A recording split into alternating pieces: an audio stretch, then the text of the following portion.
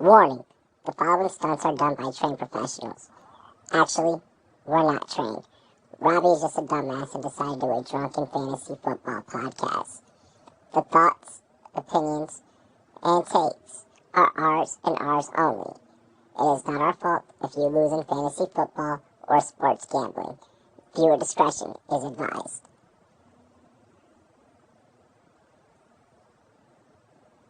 Holy shit.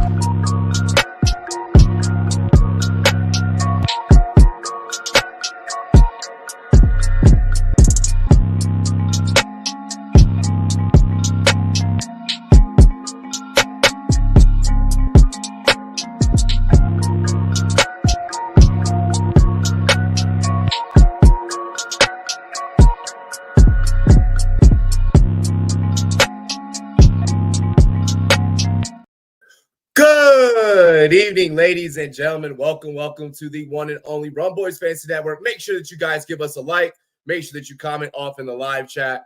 Make sure that you share the content. And also hit that subscribe button. Turn this plaque into one of those silver play buttons. You know what I'm saying? My hair is a mess. That's because I did just get up out of the shower.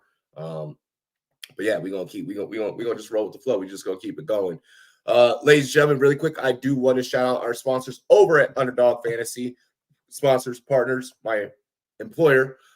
Make sure that you guys check out Underdog Fantasy. Download Underdog Fantasy, available on iOS and Android. Get a 100% match on your very first deposit whenever you sign up for Underdog Fantasy today. If you need a promo code Bandit. All righty. Also, want to shout out our homies over at the Fantasy Football Expo. We will be at the Fantasy Football Expo this year. You want to party with the Rumboyz? That's where you're going to want to be. You're going to want to be at the Fantasy Football Expo. So make sure you guys get your tickets. www.thefantasyfootballexpo.com. Head over there, get your tickets. Super affordable, super cheap. Definitely worth the trip. All righty. And then also, finally, I would like to shout out our sponsors over at GLD. You see I'm rocking the Dodgers chain, baby. Even though we are on a slump, I'm still wearing this motherfucker proudly, baby. Let's go. Let's go. Let's take them to the yacht. Hop out in Miami when no land, ain't got no understanding. Out of here, I'm burning, or turn me on, you can't understand it. In the club, posted up, they lit up, no matter where I'm standing. Drop CLD for the Cuban link, yeah, you see it there. Might spaz out on some taller shit, no on zero tolerance. Money conversations ain't hard to relate, it's hollering. See my net, they acknowledge it, good friend, go where you're not. All righty, and we are back. I'm gonna go ahead. I'm gonna just slide up. Look, I'm gonna be a company man. I'm gonna slide on the hat. I can't take looking at my own damn hair right now. Let's go ahead. Let's get into the show. Let's get into the cast and crew. You already know what to do. First up, stepping up to the stage. Drop it like it's hot. Drop it like it's hot. Drop the mic, FF. What's good, Mike? Oh wait, I'm still in the yacht. What's up, everybody? Let's roll.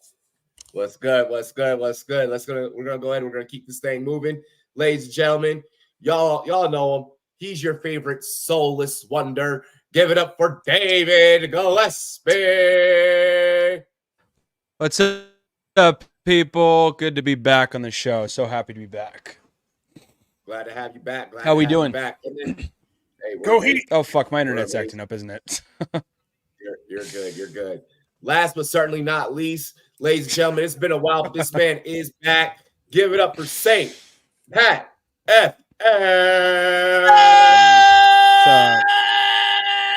Yes. Oh, God. I should have. All I have to say before I leave, fuck the Bears, fuck David Gillespie, peace. I think this is like the first words I've said to Pat in like 6 months, and this is what I get. Like, what the fuck? Did you just club just for that? Yes, he did. Oh I guess. I don't know. Alrighty. Well, fuck you too. You know?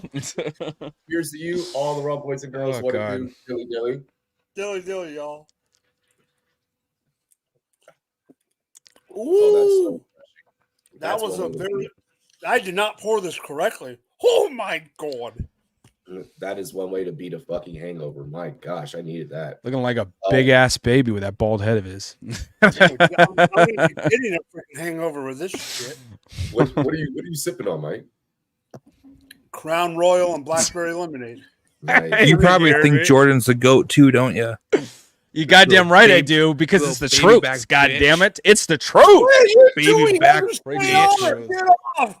You green Hey, bay just fucking wait. fucking Just buddy. wait. When Caleb Williams gets drafted and we anally invade you guys, like, it's going to be so great. It's going to be so great. Oh, you know? What is up? What is No up with Bears Diddy. fans and butt stuff? Like, That was weird. That was weird. like, I'm Slap kidding. dude, You know, I'm like, kidding. like this is sports. This isn't sex. This isn't. Bro, It's a they joke. trash. I'm kidding. You know, I'm kidding. Come on now. Kidding. Now you're bringing kids into this. Oh, You're bringing kids into my this. God. Oh, God. No. That's a reach. That's a reach. That's That a was Apparently, a fucking reach around for reach. you. Okay. Let's go ahead. Such a let's get into reach. tonight's show. Love you. Last that bro came to the stream and chose violence. Bro looked like Pam Bigelow. Yeah, that's what it's a gigantic baby over here. You know? Can I share some stats I found with y'all? Yes, if you got Oh stats, God. we are a sports show, so this would definitely be the place where Aiden said that? Oh, David, do where you would you wanna have share stats stats. on how many straight losses the Bears had to the Packers? my gosh. Let him Oh, live. I Let's don't get even need a tonight's reminder, show. man. Just, you know, it's all building hey, up. It's all layering. Most so people, when we Most open the most people learn from their floodgates, losses. Bears fans do not. Let's go ahead. We're gonna get into tonight's show. We're gonna get it moving. Why? That's why I muted him, because I knew he was about to say some other shit. Let's go ahead. Let's get tonight rolling. Don't censor me. We start with T. Higgins. He hasn't talked to a team basically since him being tagged. Will he be a Bengal in 2024? And if not, is he going to be a draft day trade? Where does he end up? What do you guys foresee? Mike, start us off. all right. So when we first had this discussion, me and you, even off camera, I thought there was no possible way that he was going to be a Cincinnati Bengal. I thought he was going to be gone for sure. The more and more I think about it, I do think he is going to be a Cincinnati Bengal. However, if he is not a Cincinnati Bengal, there is a team that has been rumored to want in interest for another wide receiver. Even though they've been spending money the last couple of years like crazy, they still have money under the cap. It would not surprise me if the Jaguars go for T. Higgins. Okay, the Jaguars. I can see that. I can see that being a good fit. They do need the ability to stretch the field a little bit more. I wouldn't have said that 2 weeks ago, but with everything that's happening with trying to get Ayuk and I could see it. Draft day trade seems likely. There's too many wide receivers in the draft. His value could be high on draft day versus what he's to be paid. David, what are your thoughts? I don't think he's going anywhere, to be honest. I know he wants a trade, but Mike Brown's old leathery ass was pretty insistent upon keeping him when he slapped the franchise tag. He was like, we're not trading him whatsoever. Like, it's just not happening. And he's the owner. He's the GM. He gets the final say. So, I mean, it sucks. That guy fucking sucks owning the team, but you can't do anything about it. So if he's the one who dictates the contract, you're kind of just stuck in this situation. And maybe this could be a situation where it escalates to something happening during the season, before the trade deadline of the season. But I don't know, man. I think honestly they're going to have to try to figure out a way to appease to him and to make him happy and want to stay in Cincinnati. I think it's a great system, too, for him, honestly, because we don't really know for sure. I mean, I like to think that he could be a potential number one if he joined another team, but we really don't even know, you know? So if he gets traded and shipped out to a team like even the Jaguars, like, as much as I like the Jaguars, last year, like going into the season and being an AFC contender, that's mightily changed. I have a lot of question marks. It's a big 50-50 best case scenario. So we saw Calvin really not be able to fit well within that offense, and now he's shipped out. I wonder if it would bode well for T. Higgins to move on from Cincinnati. Okay. Slap said Taco tried to sneak in here like a kid late for class. Taco, welcome to the stream. You know I'm a professional at that. Cool. That's called not professional. Jet could be a spot if they don't get a wide receiver they want in the draft. They will do anything to put a team around Rodgers. Rodgers needs to worry about keeping him damn self upright.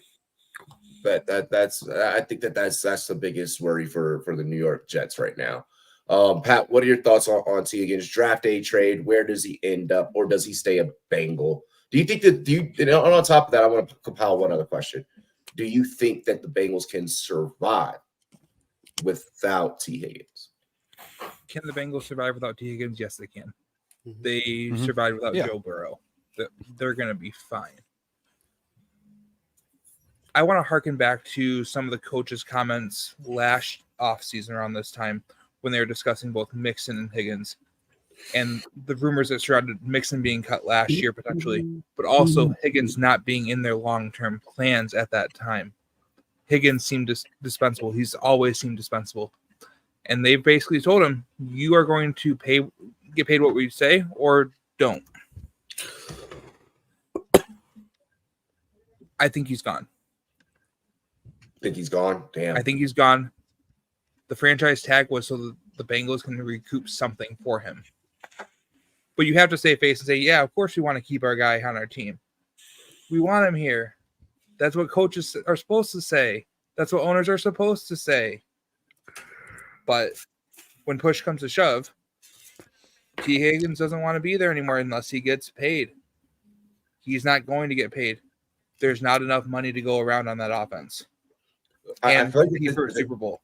I feel like that this is always, and feel free to correct me if I'm wrong. I mean, obviously, can't really be wrong. It's an opinion-based, statement that I'm about to make. But I feel like that this team, the Cincinnati Bengals, I feel like that this is a revolving problem with them. This is always, you go as far back as when they had Boomer at quarterback. This has always been a problem. What's up, Mike? Sorry. It's a revolving problem because it is a revolving problem, and the answer to that revolving problem is exactly what that guy next to me said. It's fucking Mike Brown. Yeah. He is the problem. That is the problem in that what you're saying is the problem is Mike Brown. Mm-hmm. The problem also goes back to they drafted T. Higgins at 201 of the same year they drafted Joe Burrow. And then follow that up with taking a wide receiver in the top 5 draft picks because Burrow got hurt and didn't perform his first year. So now they have an embarrassment of riches of draft picks that they're put in a position where they have to do something with and they have to pay. However, there's other gaps on this team. And so you're not going to pay out $75 to $100 million on 2 wide receivers, one of which being one of the top 3 in the league, and a top 5 quarterback. You can't pay everything and protect all of your investments. Okay. So they're gonna re-roll on a wide receiver and trade off of T. Higgins. Where that actually going to land, we'll see. Taco, your thoughts. I mean, this is what we've been saying from the beginning. Like, roster construction is everything. And can you afford to invest top money in a quarterback, top money in a wide receiver? Because, I mean, we're all assuming here that Jamar Chase is their alpha. Jamar Chase is the one that they're going to pay. And Jamar Chase is probably going to be the one that comes right after Justin Jefferson as far as like annual deal value.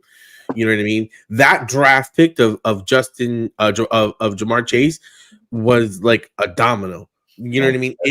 So many things came after, because if you take the offensive lineman there and then, you know what I mean, you move things around, maybe then it makes more sense for you to spend the money on T. Higgins. But right now, when you have a top quarterback and already a top wide receiver, to invest that much capital at that position, when, like everyone else is saying, there's so many other needs on this football team, you're doing a malpractice to your team. It has nothing to do with the talent that T. Higgins has. It has nothing to do with the way the offense runs when T. Higgins is there. Mm-hmm. But if you just need to fill out your roster, money-wise, you're taking Jamar Chase, and you're going to have to figure out how do you get other players around him, because you can't afford to pay both a top 5 quarterback and 2 top wide receiver money. You just can't do it. You will have not enough money to make this team competitive around the board. You won't have enough talent to actually be competitive in the playoffs. And there's a chance that you won't even make the playoffs when you look at how stacked that division is. Yeah. So they honestly need to trade him and get some defensive players that they can be able to go out there and be competitive on this field for. Now, with that being said, I see teams like the Giants who desperate for a wide receiver. Not saying they have the money to do it right now, but teams like that, you have to figure out some sort of deal. It's better than letting this guy walk. And if you put all of your capital in the wide receiver position, I think you're dooming this team to failure. Can I? Oh, go ahead. Go ahead. I was going to say, was T. Higgins unwise in not taking a extension last year before last season? Yes. I feel like he left money on the table. Yes, he lost value. But who's going to be on in the market when he comes out with no tags? But he'll be able to get a longer deal at yeah, that point in time versus no competition right now. I think it's a So really quick to that point, to that point. Okay. One, Kirk first slap at ass in the chat. Do I feel like he's worth what he's asking? Absolutely, I do feel like he's 100% worth what he's asking. It's just sucks that Cincinnati's not going to be able to give it to him. Mhm. Whatever team he goes to, automatic wide receiver one probably for that team. I do think that he ends up on a team that does need a one. A team that has room for if they were in a free better agency, Buffalo is the perfect fit. Yeah, but the problem is Buffalo doesn't have the salary captors. Buffalo That's why this year. But yeah, but I'm saying in a trade. There's language and shit like that you can offload, offset money, and all that stuff. But I do want to bring up one point though, because I think when we're talking about leaving money on the table, I don't think it's a matter of him leaving money on the table. I think they want to keep him. The Bengals want to keep him. Otherwise, they wouldn't be like, hell fucking no, we're not trading him. We're keeping him for this year. He's going to play under the franchise tag, and then we'll go from there. They definitely value him to some degree. I think it's a matter of him just standing his ground right now. That's what it's ultimately boiling down to. Him standing his ground on the type of money that he wants and the type of length, like Taco was alluding to, that he wants furthermore as well. But I will say, I wouldn't completely shit on the Bengals pursuit. It would be a little bit questionable, but I wouldn't shit on the Bengals pursuit in the draft when they have the number 18 pick in the first round to go after a wide receiver. Because if there was a draft to go after a wide receiver, this is the fucking draft to go after a wide receiver. Because as much as I like T. Higgins, do you want someone that is just coming out with consistent, barely 1,000 yards, 7 touchdowns, or do you want someone that has the capability of having a ceiling that goes upwards of like 1,200 or 1,300 yards with 10 plus touchdowns on a consistent basis? Because there's a lot of guys in here who have that capability. I don't know if this offense, if this offense with Jamar Chase is going to be able to sustain 2,000 yard receivers. You'd be surprised, but okay. I mean, no, absolutely no. I mean, we're talking about fucking Joe Burrow here, Big Joe Burrow. Like, if anyone can sustain 2,000 yard receivers, it would be Joe. I just don't foresee that, just because the Bengals style of play is we are going to outscore you. We're going to, stretch the field. We're going to go balls to the wall. We're going to run it up. I noticed throughout a couple of takes that everyone's been like, oh, well, they need to maybe invest defensively, so on and so forth. Obviously, that'll be what keeps them competitive. But that's never been this team's strong suit. It's been start slow, finish strong, go out there and try and blow teams out the water by 2 touchdowns. I don't know if they can afford to lose T. Higgins. It's going to be interesting. I don't think that T. Higgins is that easily replaceable, despite this draft class being loaded with talent. But it'll be interesting to see how that happens. Really quick, YouTube members, you guys should have access to the underdog emoji now. Feel free to try that out. You can become a Rumboyz premium member if you would like. $6.99. I want to keep the conversation moving. And on Chase Brown, Debo, Moore, Ladd. Let's see. T won't go for much either. Second most likely for Ayuk or T. We're gonna touch on Ayuk a little bit later, probably. No Diddy. Wow. I set myself up for that. I set myself up for that. With Dak Prescott being in the last year of his contract, is there a deep sleeper candidate that you see Dallas going after? it's starting to look like, to me personally, this situation is going to shape up similar to how Dak came in, taking over Romo's job. And I think that we might be seeing that again. Taco, we're going to start with you. I have a feeling that this is going to be super fucking painful to hear your take. Kevin D, welcome to the stream. Taco, go ahead. I mean, I think that this is kind of one of like where appreciate you, Andrew. Thank you for tuning in, bro. Your deep sleeper might be the guy that's been backing up for you already. He's not that bad. I forgot his name. He's still with the team, correct? The backup quarterback, Cooper Rush. Yeah. Oh God. Oh God. Oh God. I knew that your take was going to fucking piss me off. Keep going. But listen, man. I mean, at this point, you're not going to invest any kind of real capital into a quarterback. Right now, it's balls to the walls with Dak Prescott. Like, let's be honest. You have other needs. This is a team that's competitive. I know you don't think they're going to be that good. I think if they put the right couple of pieces there, this team could actually go on a run. This could be the best team in the NFC East next year. Dak did have a really good year, but you know what? He choked in the playoffs. Maybe, there's always that one year that they actually, pull it off. I say you invest fully in Dak. You let it rock. Maybe you get a quarterback at the end where, after all the picks are done. I don't see you investing even a top 4 pick in a quarterback. And after that, there's really no quarterbacks that I would even know to even reference that you might be able to steal. But I really wouldn't invest anything that high in a quarterback right now. Jeff says Hartman, Cooper Rush, hell no. Joe Milton has nutty tools. No, did he? Pat, your thoughts on this situation. Taco, that was a terrible fucking take. With Hartman, Slovis, all these other quarterbacks, you wanted to fucking go to Cooper Rush. Oh my gosh. I mean, he's showing some flashes, man. Go watch some film. I won some games, No. Go watch some film. Andrew says, fuck the Cowgirls, ACTR, baby. That's right. Hell, Pat. Can't say the last bit. David. I was muted. What's the goddamn question? Who do you see? Do you see that? Do you see the Cowboys going for a deep sleeper? Deep sleeper for the Cowboys. Deep sleep for the Cowboys? Because they're not extending Dak. They're not going to re-sign Dak. No. They might take a 6th or 7th round guy, but there's nothing there. Dak was a 4th. They're not going to get. Yeah. If you go around chasing that, you're not going to actually hit. Oh no. It's like shiny hunting in Pokemon. You're not actually going to hit something on it.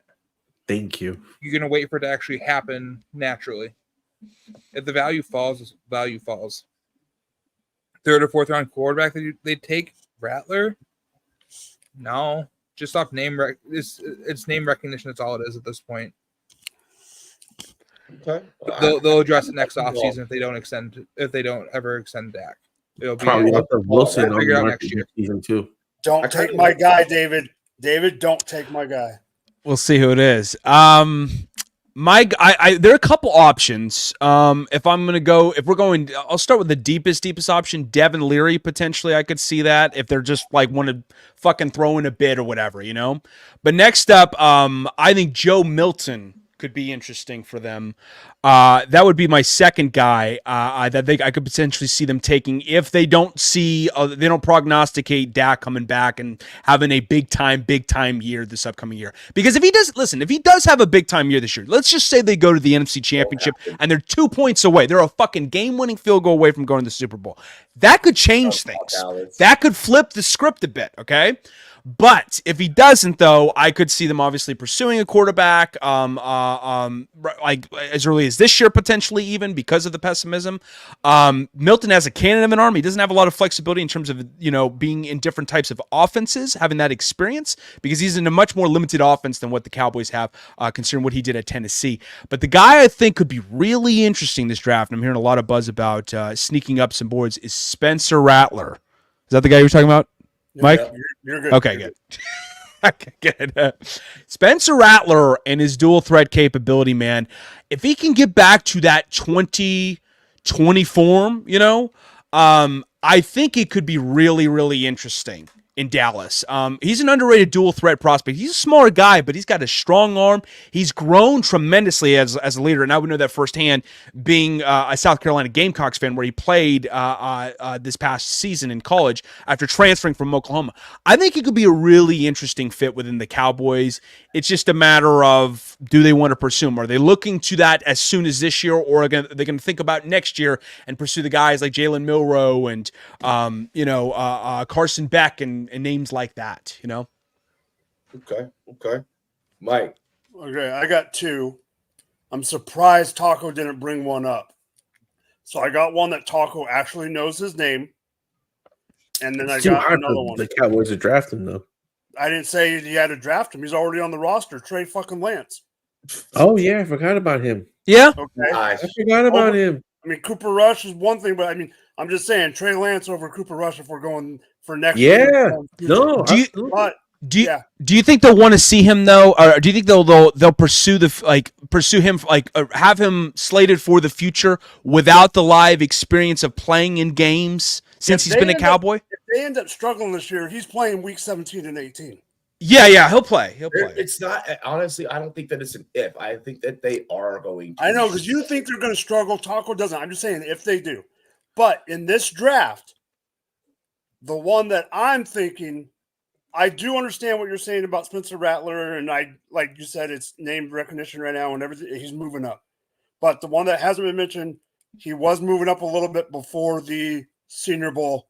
Taco has no idea who this is. He wouldn't even be able to guess what college he went to if I gave him 50 picks.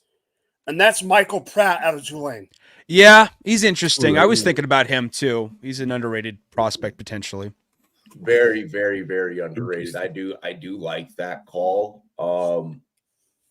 Look, at the end of the day, this team has to accept the inevitable of a rebuild is coming. That is going to involve one Dakota Prescott no longer being there. They can't. One, you can't keep paying them. Two, you need to get wide receiver. CeeDee Lamb can't just do it all yourself. Three, you need to fucking discover running backs. You need to find running backs because your running back room is the equivalent of that of a Walmart clearance rack. This team is gonna struggle. Dak is on his way out. I don't know if you wait till next year and you try and get a top QB prospect next year, or if you maybe just do the same thing that you did with Dak, where honestly they didn't fucking think that Dak was going to be the guy. Dak was a 4th round pick. Mm-hmm. Benny didn't even think that he was going to see this field at any given point, during his career, let alone become what he has became for the Dallas Cowboys. With that being said, with that being stated, I do think that they could probably, we could see them go Slovis, we could see them go Hartman, one of the two somewhere there. I don't think that it's a Bo Nix or Penix type of deal. Both of those will probably go way higher before Dallas can even get to them. Jerry. Yeah. But Penix, I think, could be interesting if they traded up, or even a JJ McCarthy. I could see them doing something like that. Not saying that's what they necessarily should do, but I could see it. JJ's going in the top 8. They're not pulling that. Well, I'm saying if they traded up, they work. I mean, because they do have a lot, like you said, they have a lot of assets. They have a lot of assets on this team. If they did trade up, I think it'd be for Bo Nix. I don't think a lot of people would trade up to get Bo. I like Bo as a 1st-round prospect, but I don't know a lot of people see the same to trade up to get him. What I'm saying is you could trade up to the back end of the 1st and get that extra year of control. Yeah, I could see that. What I mean. If Bo falls to the mid-20s, that is where I see Jerry being Jerry. Yeah, and he'll most likely fall to the mid-20s. That could be interesting. I don't know. I think if JJ goes off the board early, the Denver Broncos sit there at Bo Nix, and it kind of fucking falls into place. All right. Here's the thing with Denver is that it's already been reported. It's already being reported that Peyton is willing to mortgage their whole future. Like he's about to drive that team into debt. So why are you going to give up Patrick Surtain to move up to the top 5 to get a QB is beyond me. Well, because he loves JJ McCarthy. And that's a mistake. Listen, I want the wide receiver. This is the dream come true. No, you don't give her to CB1 to do that. No. Especially Surtain. Yeah, Fucking young. Solid. Yeah. Yeah, I don't expect Denver making any splashes. I expect them to be in peril, especially during the draft. Yes, we are going to be live for the draft next week. It's going to be really dope. We got some fun stuff planned for you guys. So make sure you guys tune in. Probably going to be giving away some underdog gear. So definitely make sure you guys tune in. But yeah, excited to see how that situation plays out. Really excited to see how that situation plays out. I do think that they have to get a rookie QB in there. They gotta start developing a year sitting behind Dak is gonna be great for the rookie. To answer Slap's question, do I think that, or I think it was Jeff's question, it was Jeff's question. Yes, I do. Oh, see of course. Yeah. Mike McCarthy is definitely out of there if Dak is out of there. They are going to rebuild. I'm letting it be known right now. I'm standing 10 toes down on this take. It is going to be after this season is going to be a full rebuild for Dallas. If that is the case, Belichick is the head coach. By the way, I want to put into context that I'm actually a fan of Dak. I think Dak is a good I think he's a top 10 caliber quarterback, and I thought he played well. So I don't necessarily say that I believe they should move on, but I do see it ultimately happening considering what's been transpiring this offseason. Oh, don't worry, David. We went over this. He thinks they're going to be the worst team in the division. Yeah. Possible. Peyton's destroying that team single-handedly. I told y'all that was going to happen. I told y'all that was going to happen the second that they hired him. I was like, well, he's about to financially run this bitch to the ground. What's up, Pat? No, I was going to say the moment that trade happened, I got roasted on this show by the other three men on this podcast for saying Sean Payton was a waste. Sean Payton was what? Was a waste of the terrible trade. I thought he was going to be Well, we'll mediocre. see. It's still so early. He's only been there 1 year. He is fucking up thus far. No doubt about it. He's shitting the bed big time. If he hits on his quarterback, though, everything looks rosy. That's the thing. It's better. They got a lot of issues to resolve right now, especially stupid decisions, fucking dingus decisions like letting go of Justin Simmons that I didn't understand whatsoever. Yeah. CeeDee Lamb is kind of looking for I won't necessarily he's looking for a full out. I know that he's not happy. I don't foresee him staying in Dallas, to be honest. Like I said, they're gonna blow that whole fucking thing up before we know it. Want to get into the next topic here. Tom Brady was with TikTok barber superstar Vic Blends. You guys have probably seen his content. When asked, would he unretire and play again, thus forcing the internet into this massive whirlwind, what are you guys' thoughts? We've seen videos of him training, whatever. Look, we can talk about this ad nauseum, but I feel like we kind of make this one quick. Mike, your thoughts? You want to speak ad nauseum? You want to make it quick? I know what I'm going to do. I'm going to make it quick. I'll be 100% honest. I don't care. I really don't give a rat's ass. He's not coming back. I really believe that this time it's over. Just go to the senior center, pick up your feet, go work once every weekend, go do a game. Maybe you'll see David on the sidelines once in a blue moon. Maybe David will take a selfie with him walking in the background, and we'll call it a day, all right? Just flipping him off, though. That's what I'll be doing, though. Here's flipping his ass off. Here's what pisses me off about it. Like, I'm gonna be honest. Like, when I first saw this, it did irk me. It did irk me. Why do you need the fucking attention on you? You already are looking at being an owner of a team. It's been years. I understand having that competitive nature and that competitive juice, but stop. Let's for real. Let's stop. Yeah. Mm-hmm. Your last season did not look that great. Mm-hmm. Like, you could tell the age was setting in. Why people can't accept? It's like when Jordan was at the tail end of his career, and he was with the Wizards. Like, people are like, oh, but like, it's still Michael Jordan. It's like, bro, like, that's not still Michael fucking Jordan. I mean, he dropped 40 at 40.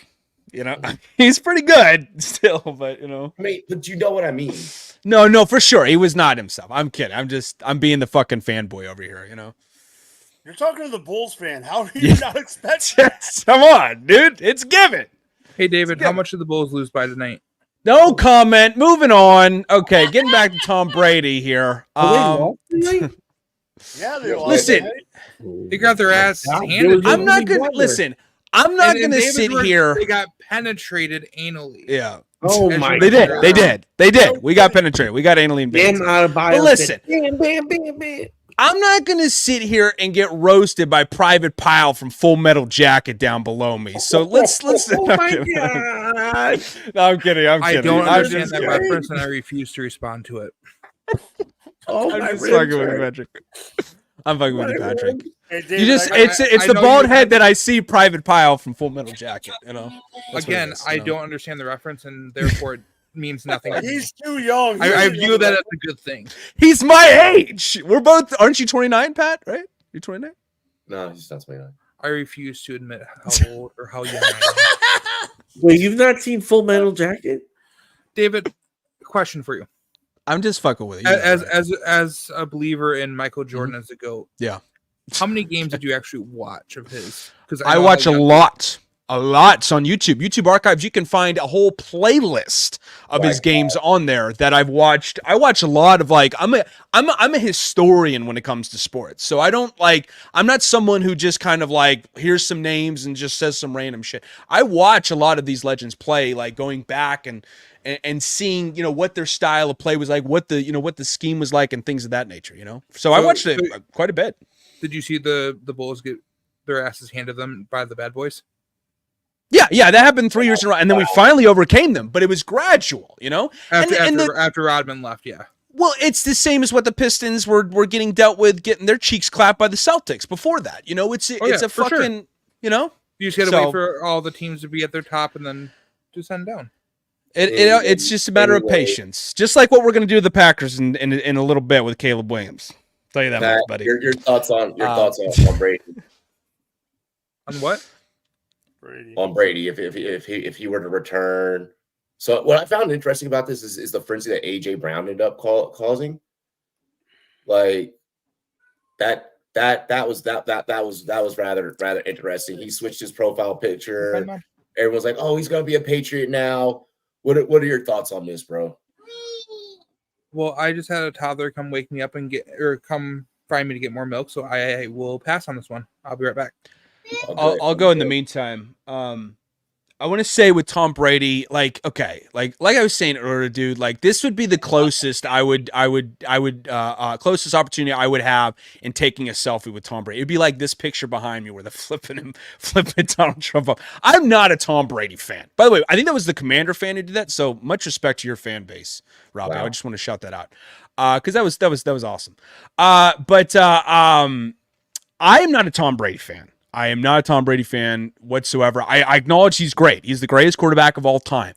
But dude, it comes across like he's talked so much and obsesses so much about football. It's like, dude, you have a life, right? Like it's not just all about football, okay?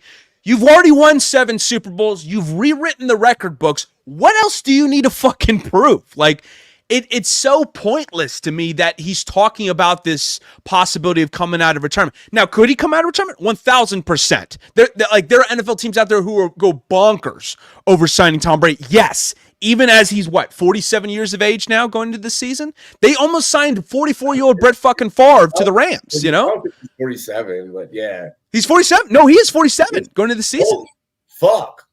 That's how old he is. Yeah, he's a fucking senior citizen status when in NFL players, compared to other NFL players. What are you trying to say about 40-year-olds, huh? What are you trying to say about 40-year-olds? No comments. That's all I'm gonna say. Okay, then don't say anything about Velus Jones. He's 50. Oh yeah, it feels like it. It feels like it. Yeah, I think he's still on a roster, which I'm surprised, man. I am shocked. Pause. That's wild. But no, yeah, he's Viagra pills. Supposedly, those are actual PEDs in sports. I've heard people actually use that shit for some sort of performance enhancing. Yeah. During the game. It's crazy. But I don't see Tom Brady coming back. Ultimately, I think he'll come to his senses. I think he knew that after that last year, things were on the decline. Like he just wasn't generating as much velocity on his throws as we were normally accustomed to seeing. And we all know that he's just a pocket passer. He's not a mobile guy whatsoever, outside of being the extent of him running as the QB snakes. So I just think it's pointless for him to come back. He has nothing left to prove. Teams are they're wiser to just pursue for the future. Stop looking at all these fucking expensive old ass free agent options. Like it's not necessary. You know? Yeah. Aiden said, I mean, Brady lost his wife and now going around like Robbie. I think he missed being in a team. That's fucked up. Damn. That's hot right there. Damn. That's UFC wild. fighters and F1 drivers are famous for taking Viagra. Yeah. To make focus. I have heard That's that. what I was talking about. I have heard that. Taco. Man, listen. So he was on some TikTok barber's podcast, right? Yeah. Talking about multiple different things. My man did it, quote unquote, for the gram. He knows what time it is. He on an interview. He gets asked a couple questions. He gonna make it a little spicy. He's really not gonna come back. He knows this is good for the brand. Because guess what? He's on a fucking podcast where he's getting his haircut, talking about stuff. Let's see Totally what Tom ripped off Brady's doing LeBron, right now. too. Tom Brady's making sure that he's relevant across multiple ages, making sure that people are still talking about him even when he's not playing. And you know what? God forbid someone gets hurt. Yeah. It's a playoff stretch. You need someone to come in for a couple of games to at least just move the chain. Like the Philadelphia Eagles fucking lose, you know what I mean? Hurts, and all of a sudden they're like, we want a veteran guy to come in just for it. Maybe that's when he comes in and this kind of becomes a little relevant. But there's no way I really see him doing this other than for branding and marketing, and just because he's on this guy's show and he knows, hey, listen, this will be a little bit fun. What pisses, I think for me, what pisses me off about it is when stuff like this happens, the internet takes it and wildly runs with it. Like it went from, oh, like Brady's gonna come back to like now AJ Brown's gonna leave the Eagles and become a fucking Patriot. It's like, when did any of, like, all he did was say that yo, I watched the Dynasty documentary. I have a whole newfound respect for Brady. He's the GOAT. Change his fucking profile picture to Brady. And then everyone was like, oh my gosh, like, Yeah. Brady's gonna come back. AJ Brown's gonna leave Philly. He's gonna go play with Brady. Got it. Like, I think that those are the things that piss me off. We are so bored as a sports culture in football, to where we will take any fucking thing that gives us that serotonin boost, that oh my gosh, like, you know, this is gonna get me clicks or this is gonna get me views, and we run with it, and there'll be no basis behind it whatsoever. And that's what pisses me off about stories like this and things of that nature is you know better as a football fan, or at least you should. Like, why get yourself hyped about some shit that's never gonna fucking happen? You're setting yourself up for failure. You're setting yourself up for disappointment. You know, like, Mike hoping that everything is going to be okay with Rashee Rice. You know, which it will. I'm kidding. I'm sorry, Mike. I just had to throw a dig at you somehow, some way. You're just sitting there chilling too peacefully. But no. So I think that's why, you know, I really wanted to bring it up. Philly fans, don't worry, you'll be fine. AJ Brown ain't going nowhere. Patriots fans, get off your high horse. Buccaneers fans, get off your high horses. He's not coming back. It's like, doesn't he have a 10-year fucking deal with Fox Sports that he's just been putting on hold this entire time to call games? It starts this year. Yeah, I know. It was supposed to happen like a couple of years ago, and he's just been like, hang on a second, I think I might come back. It's like he can't handle not being talked about the greatest 24/7. And it's fucking nauseating. There's like too many guys out there who just don't know when to just hang it up and just throw in the towel. Like, just throw in the fucking towel. Like, just move on. Jesus Christ, you know? Yeah, bro. I hear he's gonna throw in the towel and pick up the mic. I hear this. Oh God. I hate how good that was, Taco. I hate how good that was. Cam shouldn't come back either. Cam is relegated to podcast Cam's- life. Yeah, he's not coming back, and I think it's because of just like what he's like the behavior. Like, and I'm not saying I'm dissing Cam, but I think the behavior off the field. And then he's throw just red too flags. far removed. I'll diss without Cam. him throwing well. It's the It's- behavior. I'll diss him. Yeah, and also on top of that, his playing style is what Yeah. limited his That career. fight with the kids, man, that was some wild shit, dude. These are It high wasn't schoolers, kids. man. Fuck them kids. It wasn't It- kids. that was his life's motto that day. You know, It wasn't kids. It was adults actually. It was adults. Yeah. Oh, were they? Well, okay, I'm sorry, but they were like 19, right? You know, so I think like one of them was Fraternity pledges. Oh, It was the last thing, the last round of their hazing. Kappa Sigma's finest, right there. You know. oh my god. We are going to get into Aggressive. halftime here. We will be right back on the other side of the show. On the other side of the show, we do have more draft day talk coming up. And we're also going to we're gonna talk about some Super Bowl windows, get you guys ready for NFL futures. Use a window shopper. And we'll probably throw in a little fantasy football game as well. You know, I'll probably have these dudes go through build a roster. Probably same thing that we did before, just different players. We'll be back on the other side of the show. Ladies and gentlemen, this is Blake G with Can Do.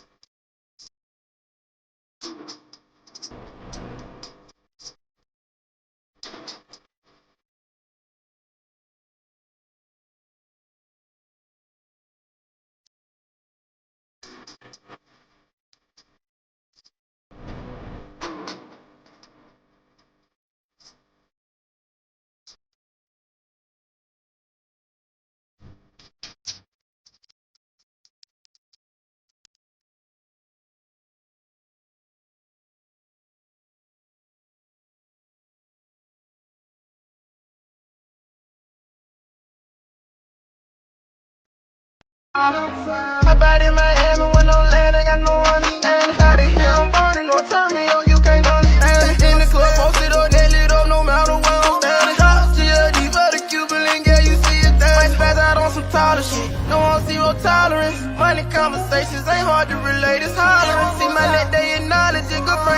a night.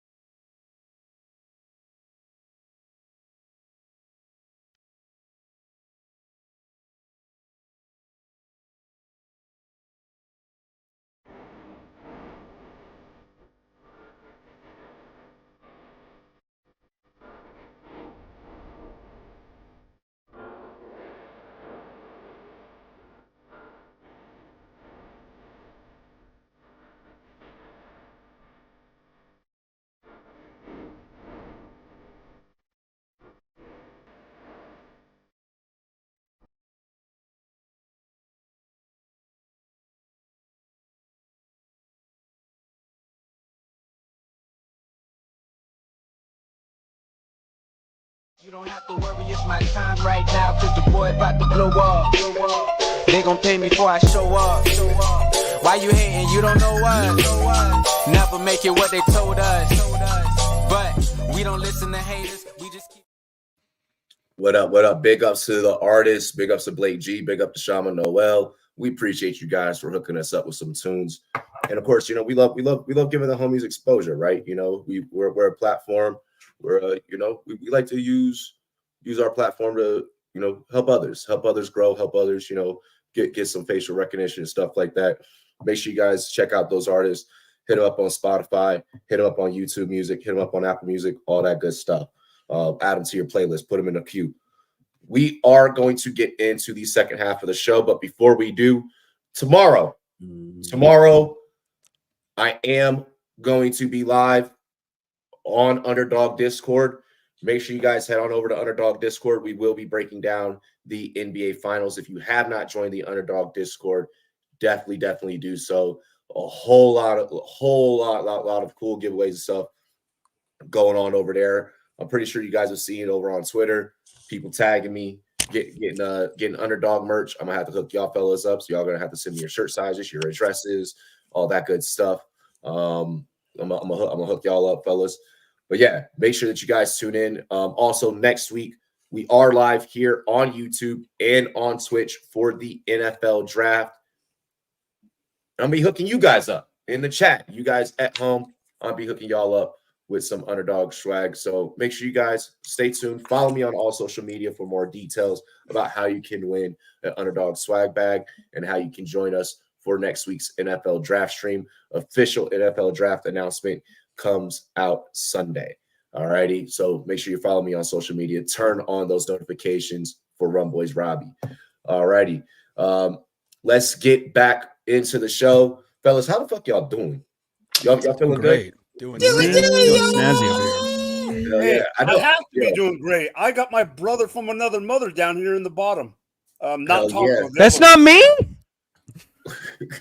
You turning to me? You're like, what? You're I'm my talking to West. Egghead? Yeah, you, the egghead. Yeah. You're my Private pile. David's Mike my takes West the Coast bottom. homie. There we go. There we go. Fist bump right here, Mike. Right here. Fist bump. Come on. There we go. There we David, go. that was Boom. impressive. You Well, aimed your wow. fist at the right screen on the first try. That was impressive. I mean, that was the first time I think I've ever done it too. It was That an was easy try. It's like a USB. Guys, It's have a like good plugging in night. a USB. You either get it, Yeah. you're gonna get it wrong every single time. Seriously. Glad everybody's having a good night. It seems like we're all in better spirits than Rick Ross right now because he's getting ate alive by Drake. Oh, is he really? He was at the Heat game tonight, I saw on the sideline. Well, DJ Khaled's not going to be able to do anything because he's worked with all of them. Wait a minute! You called that. Khaled. Oh, DJ Khaled, yeah, Khaled, Oh, yeah. whatever. I'm drunk. I thought that was intentional. Oh My you God, didn't that's know. like- It's Khaled. You're Yeah. talking about a rookie. Mike, Yeah. get drunk tonight because tomorrow, happy holidays, Yeah. 420. Make sure you guys spark up. Oh shit! I think Let's even get my back- dad, who's not a Raps fan, knows Khaled, not Khalid. You know? Let's get back into Jay. the show. I feel like we've eviscerated this panel member enough tonight, but we're gonna do it a little bit more. There's a wound that's open currently on tonight's show. We're gonna grab some vodka, we're gonna grab some lemon juice, and we're just gonna pour it into that wound a little bit more. Rebuilds suck. Fuck the Rebuilds Bears. suck. We are going to call this segment Rebuild Purgatory. So Sorry. the Bears, obviously, they're going to have to go after Caleb Williams. We're going to go ahead. We're just going to get into talk about the number one draft pick, so on and so forth, right here, right now. It's a long road ahead of them. It's a long rebuild ahead of them. We were hyped last year. It seems like we're picking up from where we left off. It feels like with the Chicago Bears, like, oh my gosh, like this seems like the second coming. How long are we thinking that this rebuild takes place? What is this team's outlook? We're just going to go ahead and say it now. The Bears have selected Caleb Williams at number one. Mike. I'm going to keep it short so David could field this, but I want to say there's one thing. Oh, David's going last. No, but there's one thing we need to bring up. Last place in the NFC North. I think you're Oh my wrong God. saying this is as large of a rebuild as you're saying because we got to remember they did not earn that number one pick. No, it was a earned the trade. they earned the 9th pick. So yes, Yeah. they're still not good. Don't get me wrong, but they're. Thanks, Mike. I'll say this: there's another member on this panel who's always late, whose team has a worse pick than the Bears earned. So in that front, I do think it's not going to be that long. It's going to be a couple years, but I don't think if Caleb can do what people think Caleb can do, we'll be fine. I'm not on that bandwagon saying that he's going to be the greatest prospect since freaking Johnny Unitas, but I do think that they got pieces in place, and depending what they also do with the 9th, I think they can do it faster than people think. Oh, that's all I'm going to say. Pat, go ahead, since we're late making freaking Ginger Boy go last. Until Eberflus is gone, the Bears will blow. If my a coach God. puts 70% of the time in the modern NFL, it's a problem. Go ahead, Pat.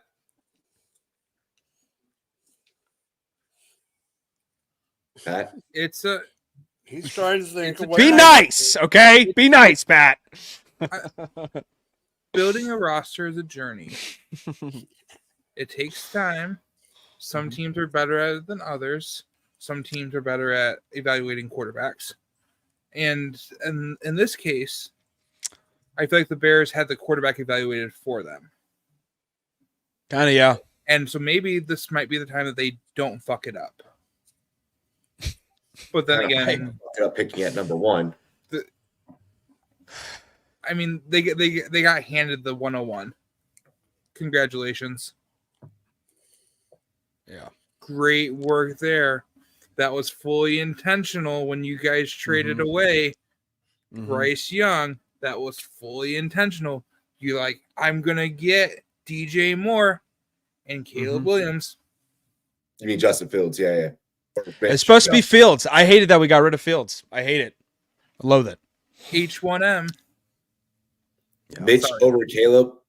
Caleb's is No, fuck aggressive. no. Yeah, definitely. Mitch over Caleb? Hell fucking no. I think the Bears are still 2 years away, and because of that, Caleb Williams is still going to have growing pains in the NFL, just like any rookie quarterback will.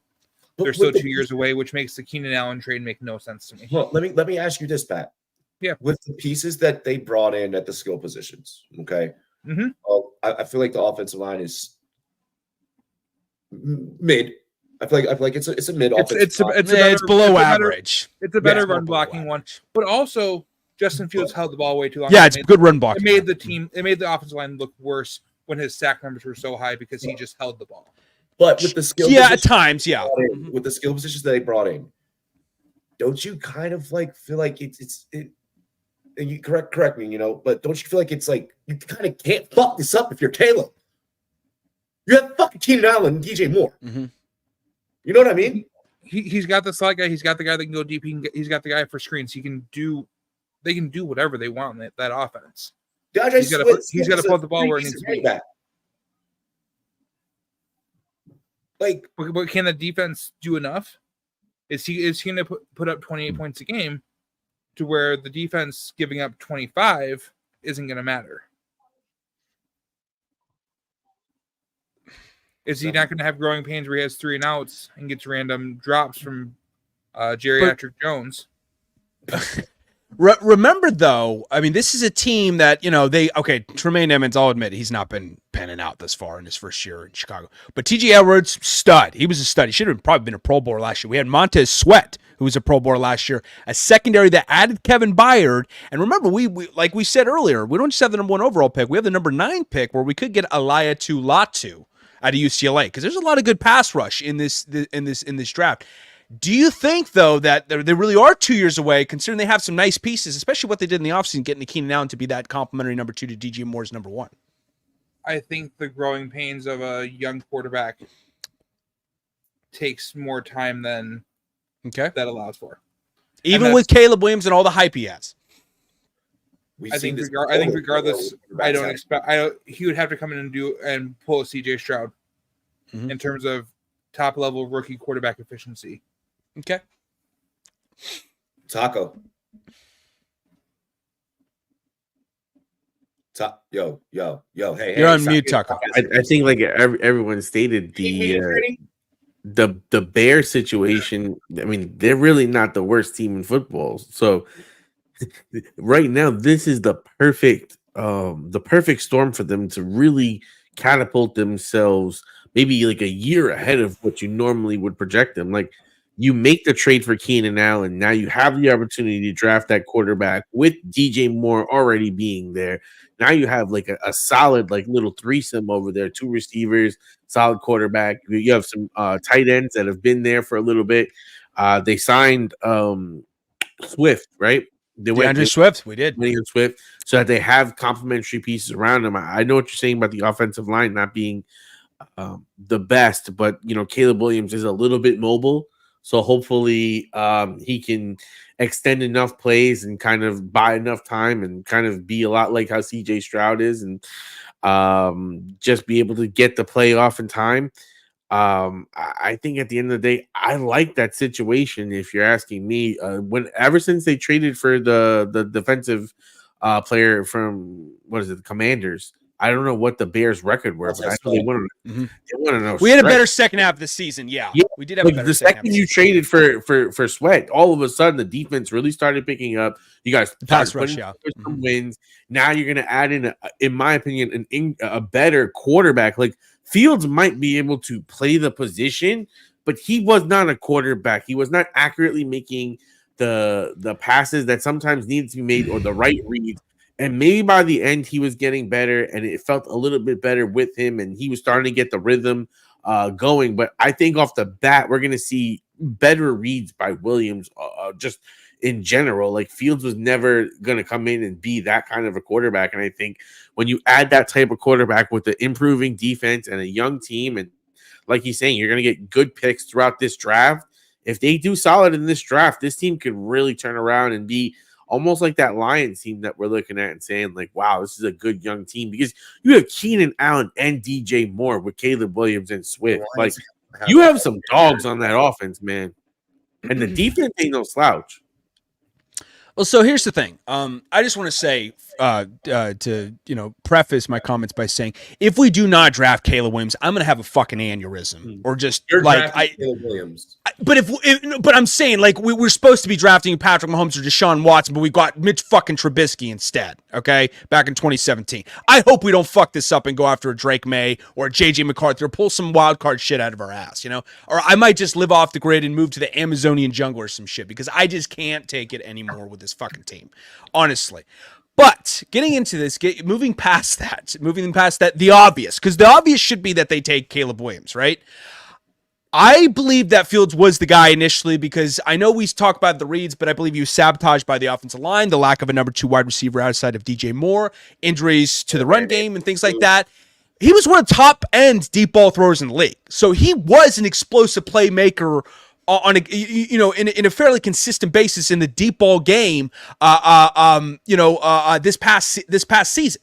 But we moved on from him, unfortunately. And I thought it was absolutely baffling and just batshit insane for us to do that, because we didn't surround him with the help nor the supporting cast that we should have, And I'm not even just talking about the players that he got to play with. I'm talking about the coaching staff as well in the front office, which gets to my main point, okay?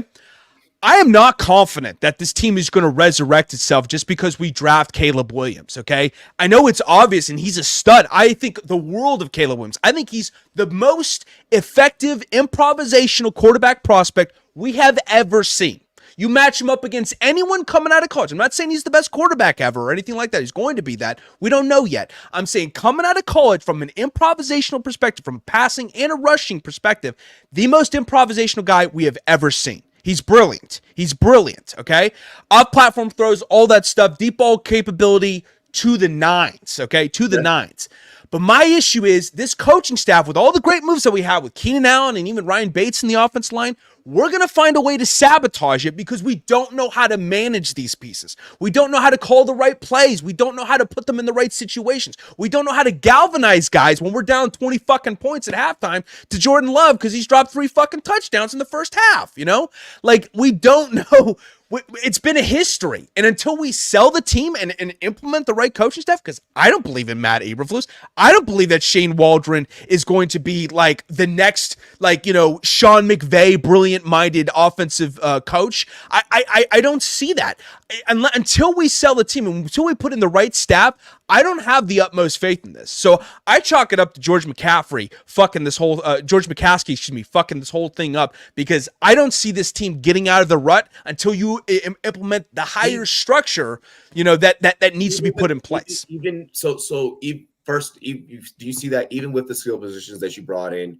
And same question that I preferenced to Pat: is there a universe where even with all the talent that you brought in, this could still be a botch job? Absolutely. This could be Freddie Kitchens fucking it all up again, like with the Browns, Remember when he had all that talent? I'm dead serious. Yeah.